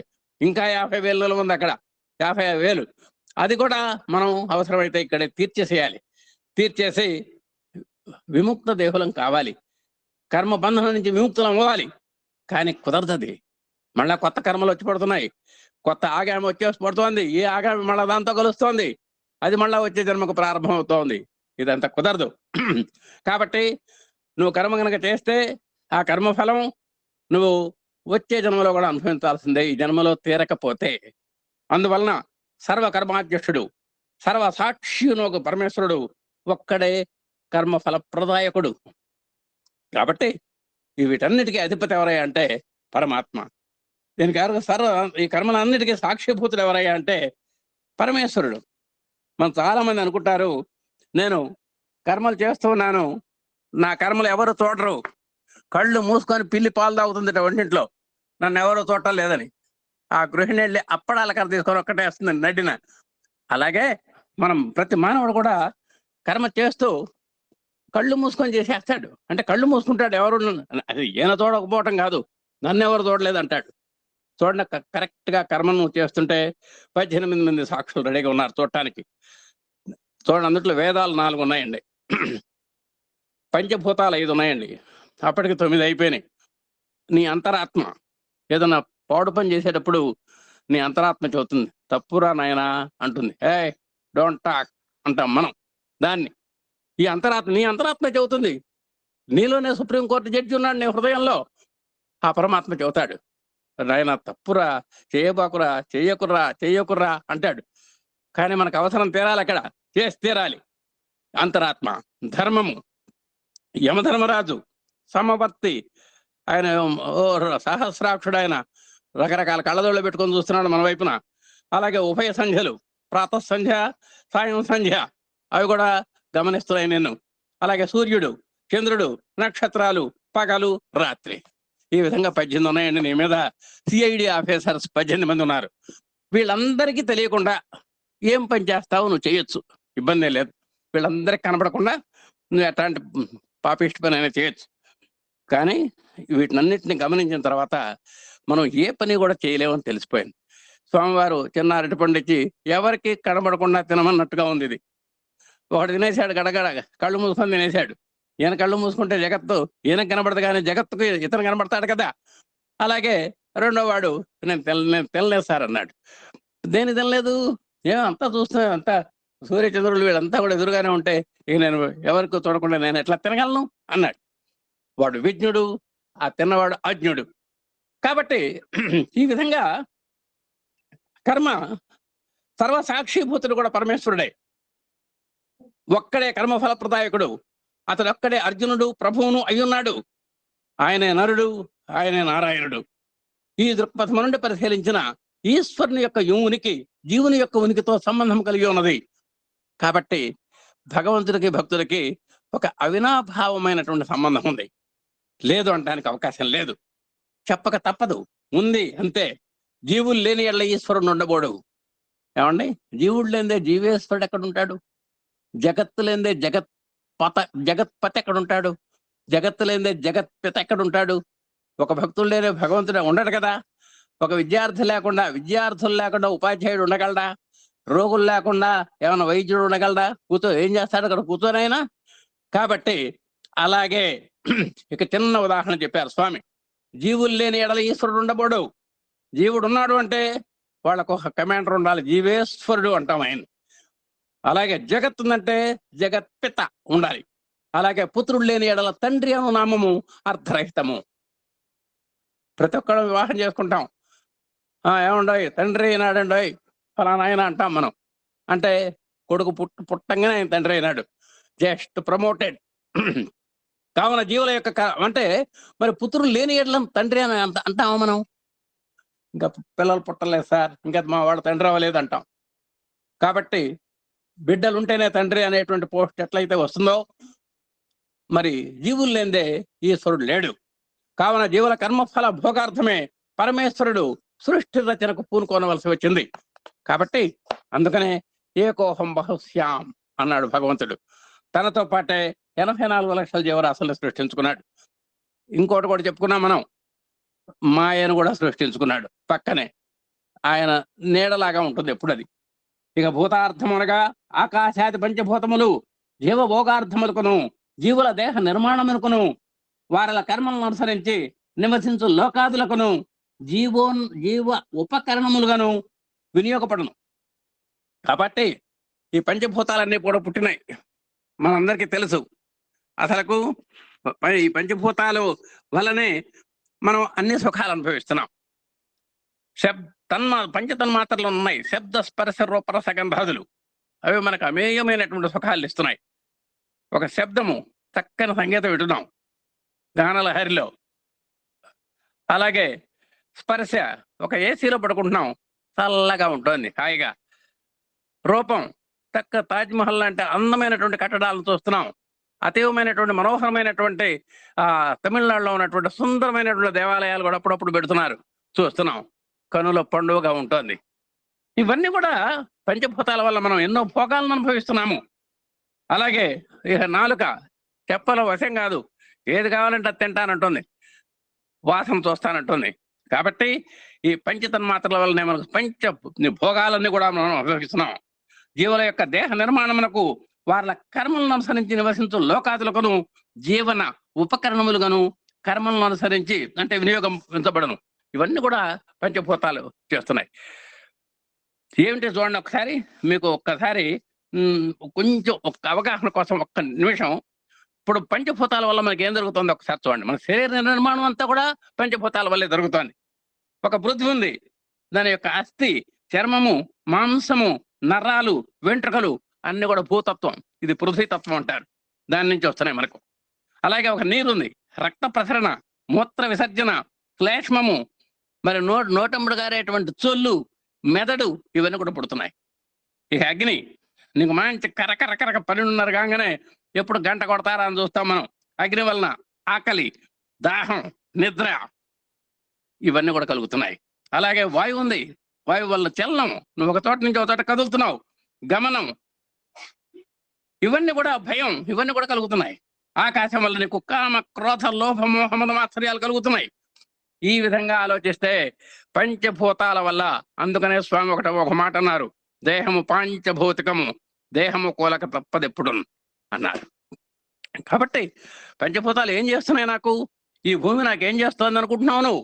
నీ యొక్క ఎముకలను కూడా, నీ ఎముకలు, నరాలు, ఇవన్నీ కూడా, తల వెంట్రుకలు కూడా ఆ భూతత్వమే అనేది గమనించాలి. కాబట్టి అవన్నీ కూడా నీకు వినియోగపడుతున్నాయి. కర్మలను అనుసరించి నివసించు లోకాదులు అనుట ఎలా అనుకున్న మహత్తర పుణ్యములకును కొన్ని ఘోర పాపములకును మనకు కానవచ్చు. లోకములు గాని దేశములు గాని పనికిరావు. నిజంగా ఈ కర్మ చేస్తే ఈ లోకం, ఈ పుణ్యం చేస్తే ఈ లోకం అని పాపం రాశారు వాళ్ళంతా.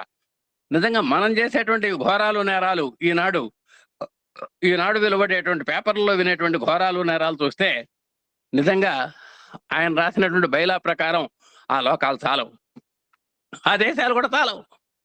ఇంకా కొత్త కొత్తవి సృష్టించాలి. సప్త వ్యసనాల్లో మనం 7 చెప్పుకున్నాం, ఇప్పుడు కొత్తది వచ్చి పడింది. ఈ సెల్ అనేటువంటి వ్యసనం వచ్చింది. నిన్న పుట్టినవాడు కూడా దాన్ని చూస్తే కానీ అన్నం తింటల్లా, దాన్ని చూస్తే కానీ పాలు తాగట్లా, అది ఉంటేనే వాడు అమ్మ దగ్గరకు వస్తున్నాడు. అంతటి మహత్తరమైనటువంటి వ్యసనం ఇంకోటి చేర్చాల్సి వస్తుంది. చూసారా, మనకంటే కాలానుగుణంగా మనకున్న లోకాలు సరిపోవట్లేదు, మనకున్న దేశాలు సరిపోవట్లేదు. మళ్ళా రాజ్యాంగ సవరణ మనం చేసినట్టుగా వీటికి కూడా సవరణ బిల్లు తీసుకురావాల్సినటువంటి అవసరం వస్తుంది. అట్టవానికి తగిన దేహములు వానికి అనుకూలముకు లోకముల నుండి తీరవలెను. కాబట్టి వీటన్నిటికీ మళ్ళా ఓ చక్కటి కార్యాచరణ ప్రణాళిక తయారు చేయాలి. మళ్ళా వాటిని కూడా అవి స్వర్గ నరకాదులు, మళ్ళా వాటిని స్వర్గం అనాల్సిందే, నరకం అనాల్సిందే. మనం జీవత్వము లేదా వ్యక్తిత్వము అను పదములు ఒక అర్థమునే సూచించును. ఈ వ్యక్తిత్వము లేదా జీవత్వం యొక్క మూలము అవిద్య. మనకు రెండు ప్రధానంగా కనబడుతున్నాయి. జీవత్వం, మనం అంతా జీవులం కాబట్టి, మనం వ్యక్తులం కాబట్టి వ్యక్తిత్వం మనకు శోభిల్లుతోంది. కానీ వీటికి అవిద్య తోడు చేసుకుంటోంది. అవిద్య అంటే ఏదైతే ఉన్నదో ఉన్నదాన్ని ఉన్నదిగా కాకుండా వేరేగా భావించడమే. ఉన్నదొకటి, మనం భావించేది ఒకటి. ఇదే అవిద్య. అవిద్య గుణత్రయములు కలది, అయినను రజోగుణము ప్రాధాన్యముగా కలిగినటువంటిది. అవిద్యకు 3 ఉన్నాయి గుణాలు, సత్వము, రజము, తమము అనేటువంటి గుణాలు ఉన్నాయి. అలాగే మరి జగత్తు యొక్క ఉనికియే అవిద్య. అసలు జగత్తే మిథ్య అనుకున్నాం, ఇక దాంట్లో ఉన్నటువంటి ఉనికి మనం చెప్పేదే ఉంది, అది కూడా విద్యే, అజ్ఞానమే, మాయే. గుణ సంయోగములను అనుసరించి జీవుడు నానా భేదములను నొందుతున్నాడు.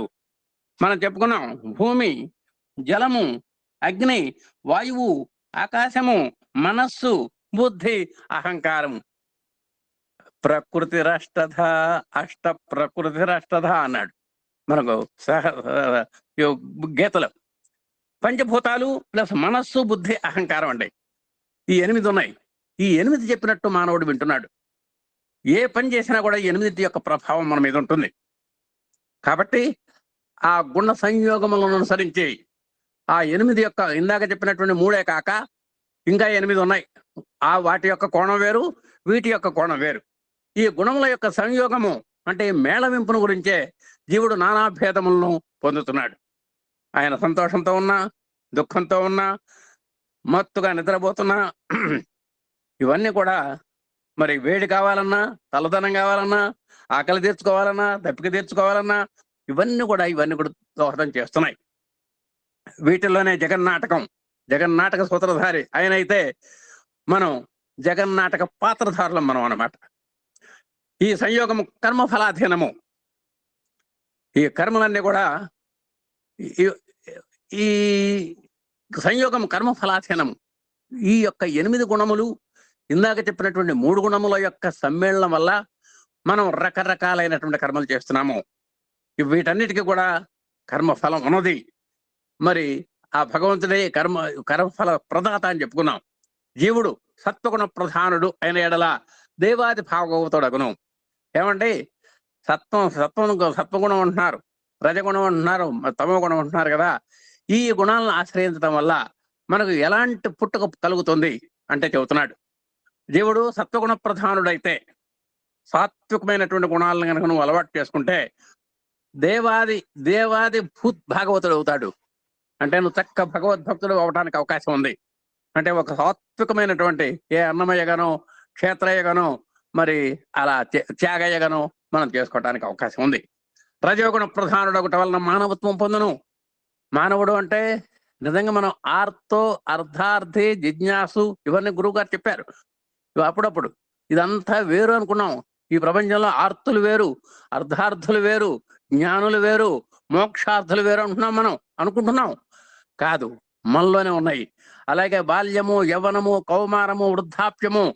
ఓహో, కుర్రాళ్ళందరినీ బాల్యం అని, మంచి యవ్వనంలో ఉన్నటువంటి వాళ్ళందరినీ యవ్వనం అని అనుకుంటున్నారేమో.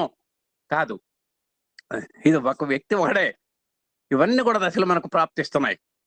మనం ఉయ్యాలుగాం, లేచాం, కాన్వెంట్కి వెళ్ళాం, మళ్ళా యవ్వనం వచ్చింది, కాలేజీ స్టడీ అయిపోయింది, ఉద్యోగం వచ్చింది, వివాహం చేసుకున్నాం, పిల్లల్ని కన్నాం, ఉద్యోగం చేసాం, రిటైర్ అయినాం. ఇవన్నీ కూడా మనకే. మనం కూడా ఎంత భీష్మాచార్యుడు గారు కూడా ఆయన కూడా ఉయ్యాల్లో ఊగిన ఆయనే. ఎంతసేపు పెరుగుబుట్టి తాతయ్య గారు అనుకుంటే కుదరదు. ఆయన కూడా బాల్యం ఉంది, ఆయన కూడా పుట్టాడు, ఆయన కూడా ఉయ్యాలు ఊగాడు, ఆయన కూడా చిన్నప్పుడు ఆడుకున్నాడు. ఇవన్నీ కూడా మన మానవ దశలు ఇవన్నీ కూడా. అలాగే చూడండి, రజోగుణ ప్రధానుడు ఒకటి వలన మానవత్వం పొందుతోంది. తమో గుణ ప్రధానుడు ఒకటి వలన పశుపక్ష్యాది రూపమునందును. తమో గుణంలో ప్రధానంగా కనుక మనం సాత్విక కర్మలు చేసేటట్టయితే మనకు పశువులుగాను పక్షులుగాను పుడతాం. అలాగే రజోగుణ ప్రధానం అయితే మానవుడిగా పుడతాం. ఎందుకంటే మానవుడిగా ఇవన్నీ చేయాల్సినటువంటి అవసరం ఉంది కాబట్టి. అలాగే సత్వగుణ ప్రధానంగా ఉన్నట్టయితే మనం భాగవతోత్తములు అవుతాము అని శాస్త్రాలు చెబుతున్నాయి. అలాగే తానొక కార్యమనియు ఈశ్వరుడు కారణభూతుడనియు తలంచుడే కార్యమయను. మనం కార్యము అయితే భగవంతుడు కారణభూతుడు. అంటే మనం చేసేటువంటి ప్రతి పనికి కూడా ఆయన ప్రమేయం ఉంటుంది. అవిద్య కారణోపాధ్యాయను. ఎంత కర్మ చేసినా సరే మనకు అవిద్య పక్కనే ఉంటుంది. అది మనల్ని ప్రభావితం చేస్తుంటుంది. దాని ప్రభావంలో లేకుండా మనం జాగ్రత్త ఉండాలి. వీటన్నిటికీ కూడా అవిద్య మూలము. అది ఆత్మవిద్య వలన నిర్మూలింపబడినటువంటి ఎడల జీవ జగద్భ్రాంతులు నశించును. కాబట్టి ఒక ఆత్మవిద్య కావాలంటే ఇందాక వక్తగా చెప్పినట్టు మనకు శ్రవణము, మననము, నిధిధ్యాసనము ఈ 3 కనుక ఉంటే మనం జ్ఞాన సంపన్నులు అవుతాం. ఎప్పుడైతే జ్ఞానం వస్తుందో ఆత్మవిద్య కూడా మనకు అలవాడవుతుంది. అలాంటి ఆత్మవిద్య గనక మన దగ్గర ఉన్నట్టయితే ఈ జీవము జగద్భ్రాంతి అంటే జీవుడు ఈ జగత్తు అనేటువంటి భ్రమల నుంచి మనం వైదొలగటానికి అవకాశం ఉంటుంది. ఈ మాయా ప్రపంచం నుంచి బయటపడాలి అంటే మనకు ఆత్మవిద్య కావాలి. అందుకనే అన్ని విద్యల్లో కల్లా ఆత్మవిద్య గొప్పది అన్నారు. కానీ ఆత్మవిద్య మనకు కావాలి. ఆత్మ సాక్షాత్కారం కావాలంటే ఆత్మవిద్య కావాలి.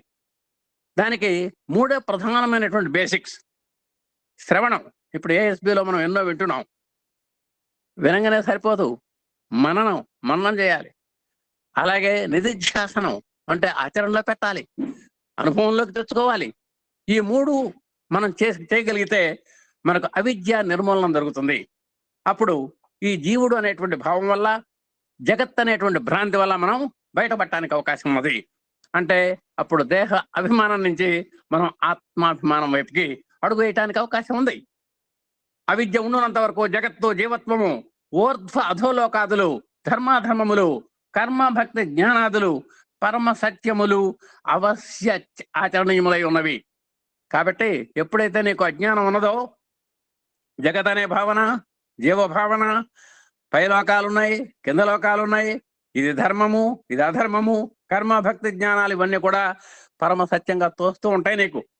వాటిని ఆచరణలోకి పెట్టాలనేటువంటి కాంక్ష బలీయంగా ఉంటుంది. సత్యత్వ భ్రాంతి ఉండినంత వరకు మానవ కర్మ ఈశ్వర నీతికి లోనై ప్రవర్తిలను. కాబట్టి ఎప్పుడైతే మనం సత్యంలో అంటే సత్తులో మనం ఉంటామో అప్పుడు వీటినన్నింటి నుంచి మనం బయటకు వచ్చి ఒక వేరే లోకంలో ఈశ్వర సంబంధమైనటువంటి లోకంలో మనం ప్రవర్తించడానికి అవకాశం ఉంటుంది. జగత్తు భావ పదార్థము కానీ అభావ పదార్థము కాదు. ఇది కేవలం భావనా బలంతో నీకు ఏర్పడింది తప్ప ఇది అభావన కాదు. భావము అంటే ఉండటము, అభావము అంటే లేకపోవడము. నీకు సత్యం కాకపోయినా ఇదంతా కూడా నీకు తెలిసేంత వరకు ఇది సత్యంగా భాషిస్తుంది ఈ లోకమంతా కూడా. కావున జీవతత్వము చక్కగా తెలియనేడలా బ్రహ్మతత్వము గ్రాహ్యము కాదు. కాబట్టి కామిగాని వాడు మోక్షగామి కాడు. ముందర కామం కావాల్సిందే. అహం బ్రహ్మాస్మి అనేటువంటి స్థితికి ఆ భరద్వాజుడు వెళ్ళాడు అంటే ఆయన ప్రాణం దగ్గర నుంచి మొదలు పెట్టాడు. అసలు మనస్సే ప్రాణం అన్నాడు, మరి వాయువే ప్రాణం అన్నాడు. ఇప్పుడు ఇవన్నీ కూడా రకరకాల నేతి నేతి నేతి నేతి అని అన్న తర్వాత చివరికి ఆయన వెళ్ళాడు. కాబట్టి అంత పరాకాష్ఠకు మనం వెళ్ళాలి అంటే బేసిక్ దగ్గర నుంచి మనం బయలుదేరాల్సిందే. కాబట్టి బ్రహ్మతత్వం అర్థం కావాలన్నా కూడా ముందర జీవతత్వం అర్థం కావాలి. ఆకాశమునందు దాని యథార్థ తత్వం తెలియని వారిలచే భ్రాంతి వలన పొగ, దుమ్ము, మలత్వాదులు ఆరోపణ పడబడి ఉన్నట్లే అవిద్యా ప్రభావం వల్ల ఆత్మను బుద్ధి, ఆది, ఉపాధి విశేషణగాను, కర్తృత్వ, భోక్తృత్వ సమన్వితులుగాను, సుఖ దుఃఖాది అనుభవాలను బంధమోక్ష సమన్వితులుగాను, వ్యవహార సత్యత్వ దృక్పథం నుండి పరమార్థమునకు భిన్నముగా తలంచుట సహజము. కాబట్టి మనం ఎప్పుడైతే యథార్థం తెలియక మనం భ్రాంతిలో పడతామో ఆ భ్రాంతి భావన చేత అవిద్యా ప్రభావం మీలో ఎప్పుడైతే చోటు చేసుకుందో ఆత్మ కనుమరుగవుతుందండి. ఆ ఆత్మకున్నటువంటి నిజంగా ఉపాధి కానీ దాని యొక్క విశేషతత్వం కానీ కర్తృత్వ భోక్తాలు అంటే దానికి కూడా ఇవన్నీ ఉన్నాయి అనేటువంటి ఆపాదన నువ్వు చేయవలసి వస్తుంది. దేనికని? నువ్వు అజ్ఞానంలో ఉన్నావు కాబట్టి, అవిద్యా ప్రభావంలో పేరుకుపోయింది కాబట్టి ఏమాత్రము ఆ ఆత్మతత్వాన్ని గుర్తించలేక దానికి ఇగో ఈ లక్షణాలని, దానికి ఏదో కర్తృత్వం ఉందని, భోక్తృత్వం ఉందని, సుఖం ఉన్నదని, దుఃఖం ఉన్నదని, దానికో బంధం ఉన్నదని, మోక్షం ఉన్నదని, ఈ విధంగా వ్యవహార పరంగా నువ్వు దాన్ని భావన చేసుకోవటం జరుగుతోంది. జ్ఞానం వలన భ్రాంతి నశించగా యథార్థము గోచరించును. మరి ఎప్పుడు నీకు యథార్థం తెలుస్తుంది? విచారణ చేయాలి. నువ్వు తాడు తొక్కావు, పాము అనుకున్నావు, లైట్ తీసుకొచ్చావు, అక్కడ విచారణ చేసావు, ఇదేమిటి అని ఒక సత్యం తెలిసిన తర్వాత అజ్ఞానం వైదొలిగింది, నీకు జ్ఞానం కలిగింది. అలాంటి జ్ఞానం కలిగిన తర్వాతనే నువ్వు తాడు అది పాము కాదు తాడు అని ఎలా తెలుసుకున్నావో అలాంటి జ్ఞానం కలిగిన తర్వాత నైహి జ్ఞానైన సదృశం పవిత్రమే విద్యతే అన్నట్టుగా అలాంటి జ్ఞాన బోధ వల్ల నీకున్నటువంటి భ్రాంతులన్నీ కూడా నెమ్మది నెమ్మదిగా వైదొలుగుతుంటాయి. ఇది అనుభవం మీద మరి ఆగమ నిగమాలు అని చెప్పుకున్నాము నిన్న. ఆగమములు అంటే వేదాలు, నిగమం అంటే శాస్త్రాలని. ఆగమం అంటే శాస్త్రాలని చెప్పుకున్నాం, నిగమము అంటే వేదాలని చెప్పుకున్నాం. వాటి యొక్క నిన్న గురువు గారు చెప్పిన దాంట్లో వచ్చినది. వాటి యొక్క అధ్యయనం వల్ల మనకు జ్ఞానం కలగాలి. ఆ జ్ఞానం వల్ల ఈ భ్రాంతి పోవాలి. ఆకాశము, మఠాకాశము చూడండి, గృహాకాశము, ఆకాశము ఏకముగా ఒకటై ఉన్నప్పటికీ ఉపాధులను అనుసరించి గృహాకాశము, ఘటాకాశము, మఠాకాశము, పటాకాశము అనే భేదములతో వ్యవహరింపబడుతున్నది. చూడండి, నిజంగా ఆకాశం ఎక్కడున్నా ఒకటే. ఆకాశం, గగనం, శూన్యం అని పేరు. ఆకాశం అంటే శూన్యము అని పేరు. ఏమీ లేదు. ఇప్పుడు మన చుట్టూ మన చెయ్యి ఆడేస్తుంటే ఫ్రీగా ఆడుతోంది అంటే అక్కడ ఆకాశం ఉన్నట్టే లెక్క, అంటే శూన్య ప్రదేశం ఉన్నట్టు లెక్క. కానీ ఒక్కసారి మీరు గమనించండి, మన ఇంట్లో ఉన్నటువంటి సముద్రం ఉందండి. అక్కడ ఆ సముద్రంలో మీరు ఒక గ్లాస్ తీసుకెళ్లి ముంచారు సముద్రంలో, అప్పుడు దాన్ని ఏమంటారు? గ్లాస్ అండ్ నీళ్లు అంటారు. ఒక బిందెడు నీళ్లు తీసుకొచ్చి అక్కడ పెట్టారు, బిందెడు నీళ్లు అంటారు. ఒక చెంబు పెడతారు, చెమ్మెడు నీళ్లు అంటారు. అలాగే ఒక మగ్ అంటారు, మగ్గెడు నీళ్లు అంటాం. అలాగే ఆకాశం కూడా ఎక్కడ ఉన్నా ఒకటే, ఒకే దృష్టితో ఉంటుంది. అదే ఎక్కడున్నా ఒకటే అయినప్పటికీ మీరేం భ్రాంతి పడుతున్నారు? గృహాకాశము అంటున్నారు. ఒక ఇంట్లోకి వెళ్ళారు, ఆ ఇంట్లో కూడా గాలి ఉంది. ఒక రాష్ట్రపతి భవన్కి వెళ్ళాం. 125 గదులు ఉన్నాయి, విశాలమైన గదులు ఉన్నాయి. ఆ గదుల్లో కూడా హాయిగా చక్కగా గాలి ఆడుతోంది. అందుకని దాన్ని ఏమనంటే ఒక గృహంలో ఉన్నటువంటి ఆకాశం కాబట్టి గృహాకాశము అన్నారు మీరు. అలాగే ఘటాకాశము, ఒక కుండం తీసుకొచ్చారు. ఆ కుండలో ఏమీ లేవు, ఖాళీగా ఉంది. ఆ కుండలో కూడా గాలి ఉంది. ఆ కుండలో ఉన్నటువంటి గాలిని ఏమంటున్నాం? ఘటాకాశము అంటున్నాం. అలాగే మఠాకాశము, ఒక పెద్ద ఒక కళ్యాణ మండపంలో అనుకోండి, కాసేపు సత్రం, మఠం, ఓపెన్ హాల్, చాలా సువిశాలంగా ఉంది. అలాంటి మఠంలో కూడా గాలి ఉన్నది. దాన్ని ఏమంటున్నాం? మఠాకాశం అంటున్నాం. అలాగే పటం అంటే తెర అండి. ఒక డేరా హాల్, ఇదివరకు మీరు ఎప్పుడైనా 70 ఏళ్ల కిందట సినిమాలు మీరు డేరా హాళ్ళల్లో చూశారు. అంటే చుట్టూ తెరలు తప్పితే అక్కడ చుట్టూ తడికలు ఉండేవి, తడికలో దళ్ళు ఉండేవి, ఒక కర్టన్స్ అనమాట. అప్పుడు మనం భోజనాలు పెడుతుంటాం, చుట్టూ కర్టన్స్ కట్టేసి మనం పైన కూడా షామియానా వేసి చుట్టూ కర్టన్స్ కట్టి మనం భోజనాలు ఏర్పాటు చేస్తాం సువిశాలమైనటువంటి స్థలంలో. అంటే ఆ తెరలతో ఏర్పాటు చేసినటువంటి స్థలాన్ని పటాకాశం అంటారు. అంటే వాటిలో ఆ హాల్లో కూడా గుడ్డల తెరలో ఏర్పాటు చేసినటువంటి హాల్లో కూడా గాలి ఉంది. కానీ దేనికన్నారు మీరు? గృహంలో ఉంది కాబట్టి గృహాకాశం అని, మఠంలో ఉంది కాబట్టి మఠాకాశం అని అంటున్నారే తప్ప బయట ఉన్నటువంటి గాలికి వాటిల్లో ఉన్నటువంటి గాలికి ఎక్కడా తేడా లేదు. మీరు భేదాన్ని వ్యవహరిస్తున్నారు మీ యొక్క జ్ఞానంతో. ఇట్లు ఉపాధికృత భేదములతో వ్యవహరింపబడుతున్నది. కానీ వాస్తవం మనకు ఆకాశమునందు ఎట్టి భేదమును లేదు. మీరు ఆ కొండలో ఉన్న గాలి అయినా బయట ఉన్న గాలి అయినా ఒకటే.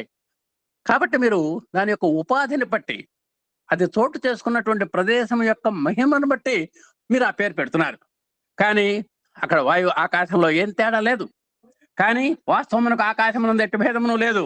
చెంబు, గృహము, చెరువు, కుండ మొదలగు ఆకారములు, నామములు మరియు వారి యొక్క ఉపయోగాదులు వేరువేరుగా ఉన్నప్పటికీ అందుగల ఆకాశమునకు భేదము లేక ఏకమై ఎటులో ఉన్నదో ఆ విధముగానే జీవుల యొక్క నామరూపాదులు, వ్యవహారములు భిన్న భిన్నములుగా ఉన్నప్పటికీ పూసల్లోని దారము వలె చైతన్యము మాత్రము ఏకమై ఉన్నది. చక్కగా ఆకాశాన్ని చెప్పాడు. ఏదో మనం కల్పించుకున్నటువంటి పేర్లు అవన్నీ కూడా, కానీ అక్కడ పేర్లు అవన్నీ కూడా ఉన్నాయి చక్కగా. అలాగే 84 కోట్ల లక్షల జీవరాశుల్లో కూడా ఉపాధులు వేరైనప్పటికీ, శరీరాలు వేరైనప్పటికీ, ఆకారాలు వేరైనప్పటికీ వాటిల్లో ఉన్నటువంటి చైతన్య శక్తి, ఆ భగవంతుని యొక్క శక్తి ఒకటే. ఏదో రామయ్య, పుల్లయ్య అంటున్నాం మనం, వాడికి పేరు పెట్టాం. అక్కడ ఏదో ఘటాకాశం, మఠాకాశం అన్నట్టుగానే ఇక్కడ కూడా ఏదో కోటేశ్వరరావు అని, మరి పార్థసారథి గారని ఏదో పేర్లు పెట్టుకుంటున్నాం మనం. కానీ ఈ 84 లక్షల జీవరాశుల్లో ఉన్నటువంటి సూత్రం మాత్రం ఒకటే. ఎక్కడున్నా కూడా ఆ సూత్రంలో మార్పు లేదు. మీరు ఎన్నో మాలలు అల్లుతారు, గులాబీ మాలలు, చామంతి మాలలు, మల్లె మాలలు, ఏవో ఇవన్నీ ఇలాంటి పారిజాత పుష్పాల యొక్క మాలలు ఆడుతాం. కానీ దాంట్లో ఉన్నటువంటి సూత్రం మాత్రం ఒకటే. అలాగే 84 లక్షల జీవరాశులు మీకు వ్యవహార రీత్యా వేరువేరుగా కనబడుతున్నప్పటికీ అందుట్లో చోటు చేసుకున్నటువంటి పూసల్లో దారంలాగా సూత్రే మణిగణ ఇవ అని ఎన్ని మణుల యొక్క హారమైనా సరే దాంట్లో ఒక సూత్రం ఉన్నది. ఆ సూత్రం ఐడెంటికల్ ఈక్వల్ టు భగవాన్. కాబట్టి ఆ తత్వాన్ని మనం గ్రహించాలి. ఆ చైతన్య శక్తి మాత్రం ఒకటే. ఎవరో మనం చెప్పుకున్నాం, పూస కనుక ఒక్కరవ అది వేరు చేయగలిగితే ఆ సూత్రం కనబడుతుంది అని. కాబట్టి ఆ సూత్రం అనేది ఉంటుంది, కానీ సామాన్యుడి గోచరం కాదు. పరీక్షగా చేస్తేనే, అంటే ఎంతో ఆత్మజ్ఞాన సంపన్నుడికి మాత్రమే ఆ సూత్రం కనబడుతుంది. అలాగే భగవంతుడు కూడా అట్లా కనబడతాడు. చైతన్యం మాత్రము ఏకమై ఉన్నది. 84 లక్షల జీవరాశుల్లో ఉన్నటువంటి ఆత్మరూపుడైనటువంటి భగవంతుడు ఒకటే. ఇటు జ్ఞానము కలుగునంత వరకు సంసారం వదలదనియు శృతి స్పష్టపరచి యథార్థ తత్వమును ఉపదేశిస్తున్నది. కాబట్టి ఏమయ్యా, నువ్వు ఈ సంసారాన్ని వదిలిపెట్టేంత వరకు, ఈ భార్య, బిడ్డలు, ఈ సంసారం, బంధాలు, ఈ భోగాలు, విలాసాలు, షికార్లు, సినిమాలు, ఇవన్నీ నువ్వు వదిలేంత వరకు కూడా నీకు అది యథార్థ తత్వం నీకు గోచరం కాదు. ఆ పరమాత్మ యొక్క తత్వం దేనికని? పూసల్లో నిబిడీకృతమైనటువంటి దారం మనకు కనబట్టలేదు. గులాబీ దండలో ఉన్నటువంటి దారం మనకు కనబట్టలేదు. దండ కనబడుతోంది కానీ దాంట్లో సూత్రం కనబట్టలేదు. అలాగే 84 లక్షల జీవరాశుల్లో ఉన్నటువంటి ఆత్మ కూడా నీకు గోచరం అవ్వటం లేదు. అవ్వాలి అంటే ఇందాక మా అక్కయ్య గారు చెప్పినట్టు ఆ సాధన సంపత్తి కావాలి మనకు. ఆ సామగ్రి అంతా వాడి వాటిని వినియోగంలో పెట్టాలి. పెడితే గాని ఆయన కనబడ్డావు. ఏ విషయం తెలిసిన ధర్మము తెలియబడగలదు. ఏం తెలిస్తే నీకు సర్వం తెలుస్తుంది. వేదాల్లో చెప్పాడు. వేదం అంటే ఏమిటి? ఏది తెలిసిన తర్వాత తెలుసుకోవలసినది, తెలుసుకోబడేది లేదో ఇట్ ఈజ్ కాల్డ్ వేదము. దాన్ని ఆశ్రయించాలి. తద్వారా మనం ఆత్మను తెలుసుకోవాలి. సర్వము తెలిసిన వాడు అవుతున్న శృతియే తెలుపుతున్నది. నువ్వు గనక వేదాన్ని ఆశ్రయిస్తే యు ఆర్ సర్వజ్ఞ. మరి దాన్ని ఆశ్రయించాలి, సాధన చేయాలి. ఓహో, కొన్ని జన్మలు ఎత్తినా కూడా నాకు వేదాలు చదవటం పూర్తి కాలేదన్నాడు ఆయన. మరి ఆయన కూడా గుర్తుకు తెచ్చుకోవాలి. మళ్ళా ఎక్స్టెన్షన్, జన్మల ఎక్స్టెన్షన్ చేసినా కూడా ఇక నాకు చదువు పూర్తి కాలేదన్నాడు. అంటే ఆ వేదాలు ఏ స్థాయిలో ఉన్నాయో మీరు గమనించండి. జగత్తు మిథ్యా విషయము, జగన్మిథ్య అన్నాం. మిథ్య అంటే నిన్న చెప్పుకున్నాం, కనబడుతుంది, విచారణ తర్వాత కనబడదు అనుకున్నాం. పైకి చక్కన కనబడుతూ ఉంటుంది, కనబడుతూనే ఉంటుంది మనకు. కానీ చక్కటి విచారణ చేసిన తర్వాత అమ్మా ఇది ఇక్కడ ఏం లేదురా, ఇది డోల్లే, మనం ఏదో ఇందాక దాకా అనుకున్నాం. ఆ రైలు పట్టాల మీద దాన్ని మృగతృష్ణ అంటాం. ఓహో, జలాశయాలు పారుతున్నట్టుగా ఉంది. అక్కడికి వెళ్ళాడు, జాగ్రత్తగా చూశాడు, అక్కడ జలము లేదు, ఆశయము లేదు. కాబట్టి దూరపు చూపులు, దూరపు కొండలు నునుపు ఉంటాయి. మనం అక్కడికి వెళ్ళి చూస్తే అక్కడ భయంకరంగా ఉంటుంది. అలాగే భగవంతుని యొక్క తత్వం కూడా అట్టానే ఉంటుంది. నీకు కనబడేది అంటే మిథ్య, అనృత అంశము. ఋతము అంటే సత్యము, అనృతము అంటే అసత్యము. ఇదంతా కూడా అసత్యమే. నీకు సత్యంలాగా గోచరిస్తుంది. అది వచ్చిన తిప్పలు. ఆ సత్యంలాగా గోచరించి విచారణ తర్వాత అసత్యము అని నువ్వు తేల్చుకునేటట్టు చేసేదే ఇట్ ఈస్ కాల్డ్ మిథ్య. కాబట్టి అట్టి దాన్ని తెలియటం వలన ఎట్టి లాభము కలగదు. నువ్వు దానికోసం పోరాడాల్సిన పనేవి లేదు. దీన్ని తెలుసుకోవడం పురుషార్థం కాదు. ఆత్మతత్వ జ్ఞానం వలన పురుషార్థ సిద్ధి కలుగునని అనేక విధముల శృతి హెచ్చరించుతున్నది. కాబట్టి నాయన, నువ్వు జ్ఞానేన ఏకేన అమృతత్వ మానసు అని సూత్రం చెప్పింది. నువ్వు పురుషార్థ సిద్ధి పొందాలి అంటే నువ్వు దాన్ని ఆశ్రయించాలి అని చెప్తోంది. జగత్తు ఎట్లా సృజింపబడినప్పటికీ అంశము తెలియవలనని కానీ, లేక దాన్ని తెలుసుకునమని కానీ శృతి, స్మృతి, ఇతిహాస, పురాణ శాస్త్రములందు ఏతట్ను బోధించలేదు. కాబట్టి ఆ జగత్తును కూర్చున్నటువంటి స్పృహని నువ్వు జాగ్రత్తగా ఆలోచించాలి. దాంట్లో మిథ్యాతత్వాన్ని నువ్వు గ్రహించాలి. దాని నుంచి నువ్వు బయటపడాలి. ఇట్లు తెలుసుకోకపోయినంత మాత్రమున అనర్థము కలుగునని కూడా తెలియటలేదు. తెలుసుకున్నట అసంభవమని కూడా నిడువుతున్నది. జగత్తు ఎట్లా పుట్టింది? చాలా మంది, కొంతమంది ప్రశ్నలు వేస్తారు. అసలు ఆయన డేట్ ఆఫ్ బర్త్ ఆయనకు తెలియదు. కానీ జగత్తు ఎట్లా ఎక్కడ పుట్టింది, ఎప్పుడు పుట్టింది, ఎట్లా గిట్టిందేమి అని పడి పరిపెంచుతున్నటువంటి సంగతి ముందు చూసుకో. ఎన్నో యక్ష ప్రశ్నలు వేస్తాడు, వితండం చేస్తాడు. అంటే మంచిది సమాధానం దొరకనటువంటి ప్రశ్నలు వేస్తాడు. అసలు ఇది ఎప్పుడు పుట్టింది, గిట్టడానికి ఎట్లా గిట్టింది, ఎప్పుడు గిడుతుంది, ఇవన్నీ ప్రశ్నలు వేస్తాడు. అప్పుడు స్వామివారు ఒకటే చెబుతున్నారు, ఏమయ్యా ముందు నువ్వు గురించి నువ్వు తెలుసుకోమని మాత్రము గట్టిగా శృతి స్మృతులు బోధిస్తున్నవి. అసలు నీ సంగతి నేనెవరో నువ్వు తెలుసుకోవయ్యా ముందర. నీకు జగత్తుతో నీకేం పని? అది ఎప్పుడు పుట్టిందో నీకు దేనికి, అది ఎప్పుడు గిడితే నీకు దేనికి? నీ సంగతి ఏమిటో ప్లీజ్ నువ్వెవరో తెలుసుకో. నీవెవరో సంగతి నువ్వు తెలుసుకున్న తదనంతరం అంతా కూడా సవిస్తరముగా దానంతట అదే విస్తమగురు. నేను ఎవరో అనేది తెలుసుకుంటే నీకు ఆత్మ విద్య నీకు వచ్చినట్టే లెక్క. బ్రహ్మాండంలో నీకు ఒక పిండం అనటం వలన, ఏకమృత్పిండ జ్ఞానం వలన సకల మృణమయ పాత్రలు మృణమయమనియే తెలియనట్లు నీ సంగతి తెలిసిన సర్వము తెలిసినటువంటి వాడు ఒకతువు. ఏదో అక్కడెక్కడో మట్టి పాత్రలు బోర్డు పెట్టాం. దాంట్లో ఉన్న పదార్థం ఏమిటి అంటే మృత్. ఇదంతా కూడా మృణమయము, మట్టే. ఎన్ని బంగారు పాత్రలు ఉన్నా సరే అక్కడ అసలు పదార్థం ఏంటి? బంగారం. ఎక్కడ ఎన్ని కొండలు ఉన్నా సరే ఆ కొండలు దేంతో తయారు చేయబడ్డాయి? మృత్. కాబట్టి ఈ సర్వజీవులు 84 లక్షల జీవరాశులకి కారణం ఏమిటి? భగవంతుడు. అది నువ్వు తెలుసుకోవాలి. బాలు యొక్క రోదనము మాని సుఖము కొత్తే ముఖ్యోద్దేశముగా కలిగిన దాది ఒక కట్టుకథను కల్పించి బాలునికి వినోదార్థం చెప్పుతూ తృప్తిపరుతున్నాను. ఎప్పుడు దాదులు అంటే మా ప్రేమనగర్లో సినిమా మనం గుర్తు చేశారు గురువు గారు. నిజంగా ఆ హీరో ఒక దాది చేతిలో పెరిగాడు. తల్లి మొహం తెలియదు ఆయనకి, అందుకని మాతృశ్రీ అనాలి, అమ్మగారు అనాలి. కానీ బాలుడ బాల రోదనం అని చిన్న పదం వాడాడండి. బాలానాన్ రోదనం బలం అని వాడు పెట్టాడు. అంటే వాడికి ఏం కావాలన్నా కూడా ముందు ఏడుస్తాడండి. చీమ కుట్టినా ఏడుస్తాడు, ఆకలైనా ఏడుస్తాడు. అది ఆ ఆయుధం కనుక లేకపోతే, ఆ ఆయుధం పెట్టకపోతే వాడు మొహం చూసేవాడు కూడా లేడు. హాయిగా నిద్రపోతున్నాడు మావాడు అని ఏమేదో సెల్లో హాయిగా చూసుకుంటూ ఉంటుంది. యూట్యూబ్లు గంటలు అయిపోతుంటాయి, వాడికి ఆకలి అవుతుంది.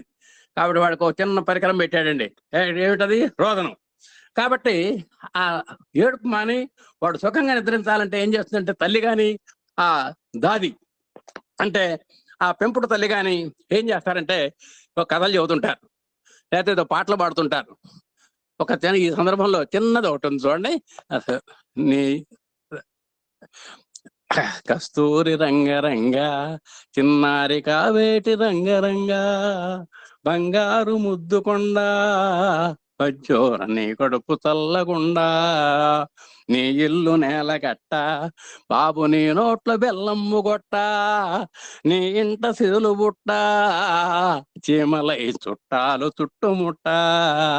ఇటా పాట కథలో కంచె చెబుతుంటుంది. దేనికంటే వాడిని ఎట్టయినా సరే మై మరిపించాలి, వాడిని తినిపించాలి. ఇది దాది యొక్క ముఖ్యోద్దేశము. కాబట్టి మనకు భగవంతుడికి భక్తుడికి ముఖ్యోద్దేశం చెబుతున్నాడు. ఎట్టయినా సరే భగవంతుడు మనల్ని ఎంతో మాయ చేస్తాడు. ఎన్నో మాయా కల్పితంగా మనల్ని అజ్ఞానంతో పరిభ్రమించేటట్టు చేస్తున్నాడు భగవంతుడు. కానీ చివరికి ఎన్ని పరిభ్రమలు పెట్టినా సరే ఆయన యొక్క ఉద్దేశం ఏంటంటే మనల్ని సుఖంగా ఉండేటట్టు చేయడమే ఆయన యొక్క ముఖ్యోద్దేశం. కాబట్టి వాడి యొక్క సుఖం ఒకటే, అందుకు అనుగుణంగా దాని యొక్క బుద్ధిని అనుసరించి తృప్తిపరచడానికి ఒక కథను ఉపాయంగా తీసుకుంటాడు ఆయన. అంతా లొల్లి కథలే అయినా సరే ఆ పిల్లవాడి యొక్క లాలన కోసం అంట తల్లి చెబుతుందనమాట. ఆ తల్లి ప్రేమలో ఉన్నటువంటి గొప్పతనం అది. పిల్లాడిని ఎట్టయినా సరే 4 ముద్దలు, ఇది మీ నాన్న ముద్ద అంటుంది, తాత ముద్ద అంటుంది, అమ్మమ్మ ముద్ద అంటుంది, బామ్మ ముద్ద అంటుంది, ఏదో వాడి చేత 4 ముద్దలు తినిపించాలి. అలాగే నీ చేత కూడా ఆ పరమేశ్వర తత్వాన్ని అనుభవింపజేయడం ఇక్కడ భగవంతుడి యొక్క ముఖ్యోద్దేశంగా మనం భావించాలి. అట్లనే అనాది మాయామోహితమైనటువంటి అనేక జన్మ సంస్కార వాసనాయుతులైనటువంటి జీవులు ప్రత్యక్షంగా జగత్తును చూస్తూ అనుభవించడం వల్ల ఇది ఎట్లు సంభవించినని అడగ తీరదు. కాబట్టి మనం అసలు ఈ ప్రపంచాన్ని గురించి మనం ప్రశ్న వేయకూడదు అంటున్నారు స్వామి. ఇదంతా నీకు అనవసరం, ఇది నీకు సంబంధించింది కాదు. ఈ స్మృతి పరవాక్యములను తత్తుల్యములను గ్రహించవలెను. సృష్టి ఏ విధంగా కలిగింది అనేటువంటి సమాధానం లేదు. కళలు ఏ విధంగా కలిగినాయి, నువ్వు కళ ఎట్లా కన్నావు, దేనివల్ల కన్నావు అంటే సమాధానం ఉందా? లేదు. కాబట్టి సృష్టి ఎట్లా వచ్చింది అంటే కళ నీకు ఎట్లా వచ్చిందో సృష్టి కూడా అట్లనే వచ్చింది.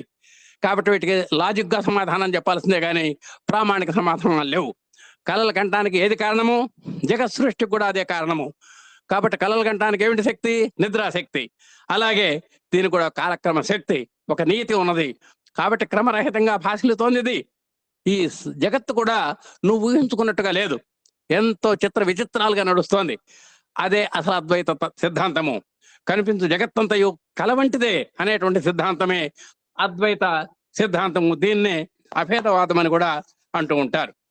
మనం చివరిలోకి వచ్చామంటే కొసమెరుపులోకి. సృష్టి ఏ విధంగా కలిగింది అనే ప్రశ్న వలె సర్వసామాన్యంగా నీకు అజ్ఞానం ఎట్లా కలుగుతుంది అనేటువంటి ప్రశ్న కలదు.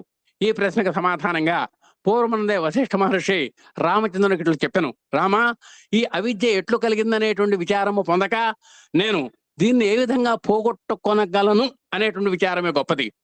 ఆపద వచ్చేంత వరకు దాని గురించి ఆలోచించాలటండి మనంతా కూడా. ఏదైనా దుఃఖం కానీ విపత్తు కానీ ఏదైనా సరే అది వచ్చేంత వరకు మాత్రమే మనం దాని గురించి ఆలోచించాలి. ఇక వచ్చిన తర్వాత దాని నుంచి ఎట్లా తప్పించుకోవాలి, దాన్ని ఎలా వదిలించుకోవాలి అనేటువంటి ప్రయత్నం చేయాలండి. మనం దాంతో ఏడుస్తూ కూర్చుంటే కుదరదు. అది మానవ జీవితంలో స్వామి చెప్పదలుచుకుంది. ఈ ఉపదేశం రామునికి ఒక్కనేకే కాదు, జగత్తులో జన్మించినటువంటి మానవ కోటి యావత్తనకు తెలుపుతున్నటువంటి విషయము. కాబట్టి ఆపద మీద పడ్డ తర్వాత దాని గురించి వలవలలో ఎట్టం కాదు కావాల్సింది, ఈ ఆపదని ఎట్లా ఉద్ధరింపబడాలి మనం, అది మనం ఆలోచించాలి. మానవులకు కలుగుతున్నటువంటి సంశయాలు, ప్రశ్నలు విషయ యథార్థ జ్ఞానం లేనటువంటి కారణం వల్ల కలుగుతున్నాయి. నీకు యథార్థం తెలియపోవటం వల్లనే ఈ భ్రమలు భ్రాంతులు కలుగుతున్నాయి. ఇవన్నీ కేవలం వీటికన్నిటికీ కారణం అజ్ఞానము. అట్టి అజ్ఞానము జీవులను ఆవరించి ఉన్నది. మలము, విక్షేపము, ఆవరణము నిన్ను బాధ పెడుతున్నాయని మనకు తపోవనంలో స్వామి చెప్పారు. ఇది ప్రతి వానికి స్వానుభవమే. ఒకటికి కాదు, అందరికీ కూడా. మనకు తెలియనిది తెలియలేదని అనుటయ్యే అజ్ఞానం. ఇక ప్రశ్న ఏమిటి?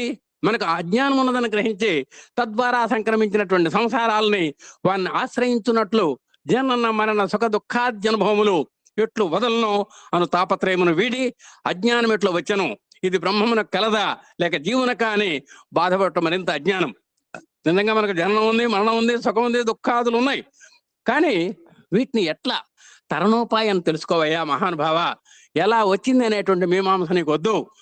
ఇది బ్రహ్మం వల్ల వచ్చిందా, జీవుడు వల్ల వచ్చిందా, ఇది నీకొద్దు. ఈ విచారము మాని అజ్ఞానమును పోగొట్టుకోవడానికి ఉపాయం ఏమని వెతకటం ఉత్తమం కదా. కాబట్టి ఏ సమస్య గాని, కష్టం గాని, నష్టం గాని, ఏదైనా విపత్తు గాని, దుఃఖం గాని కన్నీరు మున్నీరుగా ఏడవటం కంటే how to get on from this situation అనేటువంటిది మనం మానవాళి ఆ దిశగా మనం పురోగమించాలి అని, అదే మనకు భగవంతుడు ప్రసాదించినటువంటి ఒక సారాంశంగా మనం గుర్తుపెట్టుకోవాలని చెబుతున్నారు. అజ్ఞానాన్ని విషయము విచారణకు నిలవదు. కాబట్టి అజ్ఞానం అనేటువంటిది ఎప్పుడు కూడా విచారణ చేస్తే నిలవలేదు. అది ఎప్పటికైనా సరే సమస్య పోవాల్సిందే. విచారణ జ్ఞానజ్యోతి.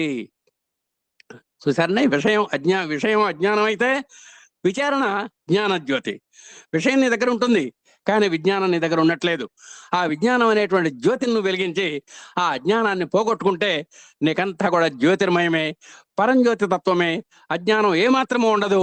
నువ్వు ఒక పరంజ్యోతిలో నువ్వు వెలగటానికి అవకాశం ఉంటుంది. నువ్వు కూడా జ్యోతిలాగా దీపించడానికి అవకాశం ఉంటుంది, ప్రకాశించడానికి అవకాశం ఉంటుంది. నీ జీవనాన్ని సాఫల్యం చేసుకోవడానికి అవకాశం ఉంటుందని స్వామి చెప్పినటువంటి ఈ కొన్ని భావాలు ముందుంచడానికి ప్రయత్నం మాకు అనుగ్రహించినటువంటి స్వామివారికి, అవకాశం కల్పించినటువంటి మా అధినేత దంపతులకు హృదయపూర్వకమైనటువంటి నమస్సుమాంజలు. అలాగే శ్రద్ధగా ఉన్న మీరందరికీ కూడా హృదయపూర్వక సాయిరాం. జై సాయిరాం. జై జై సాయిరాం.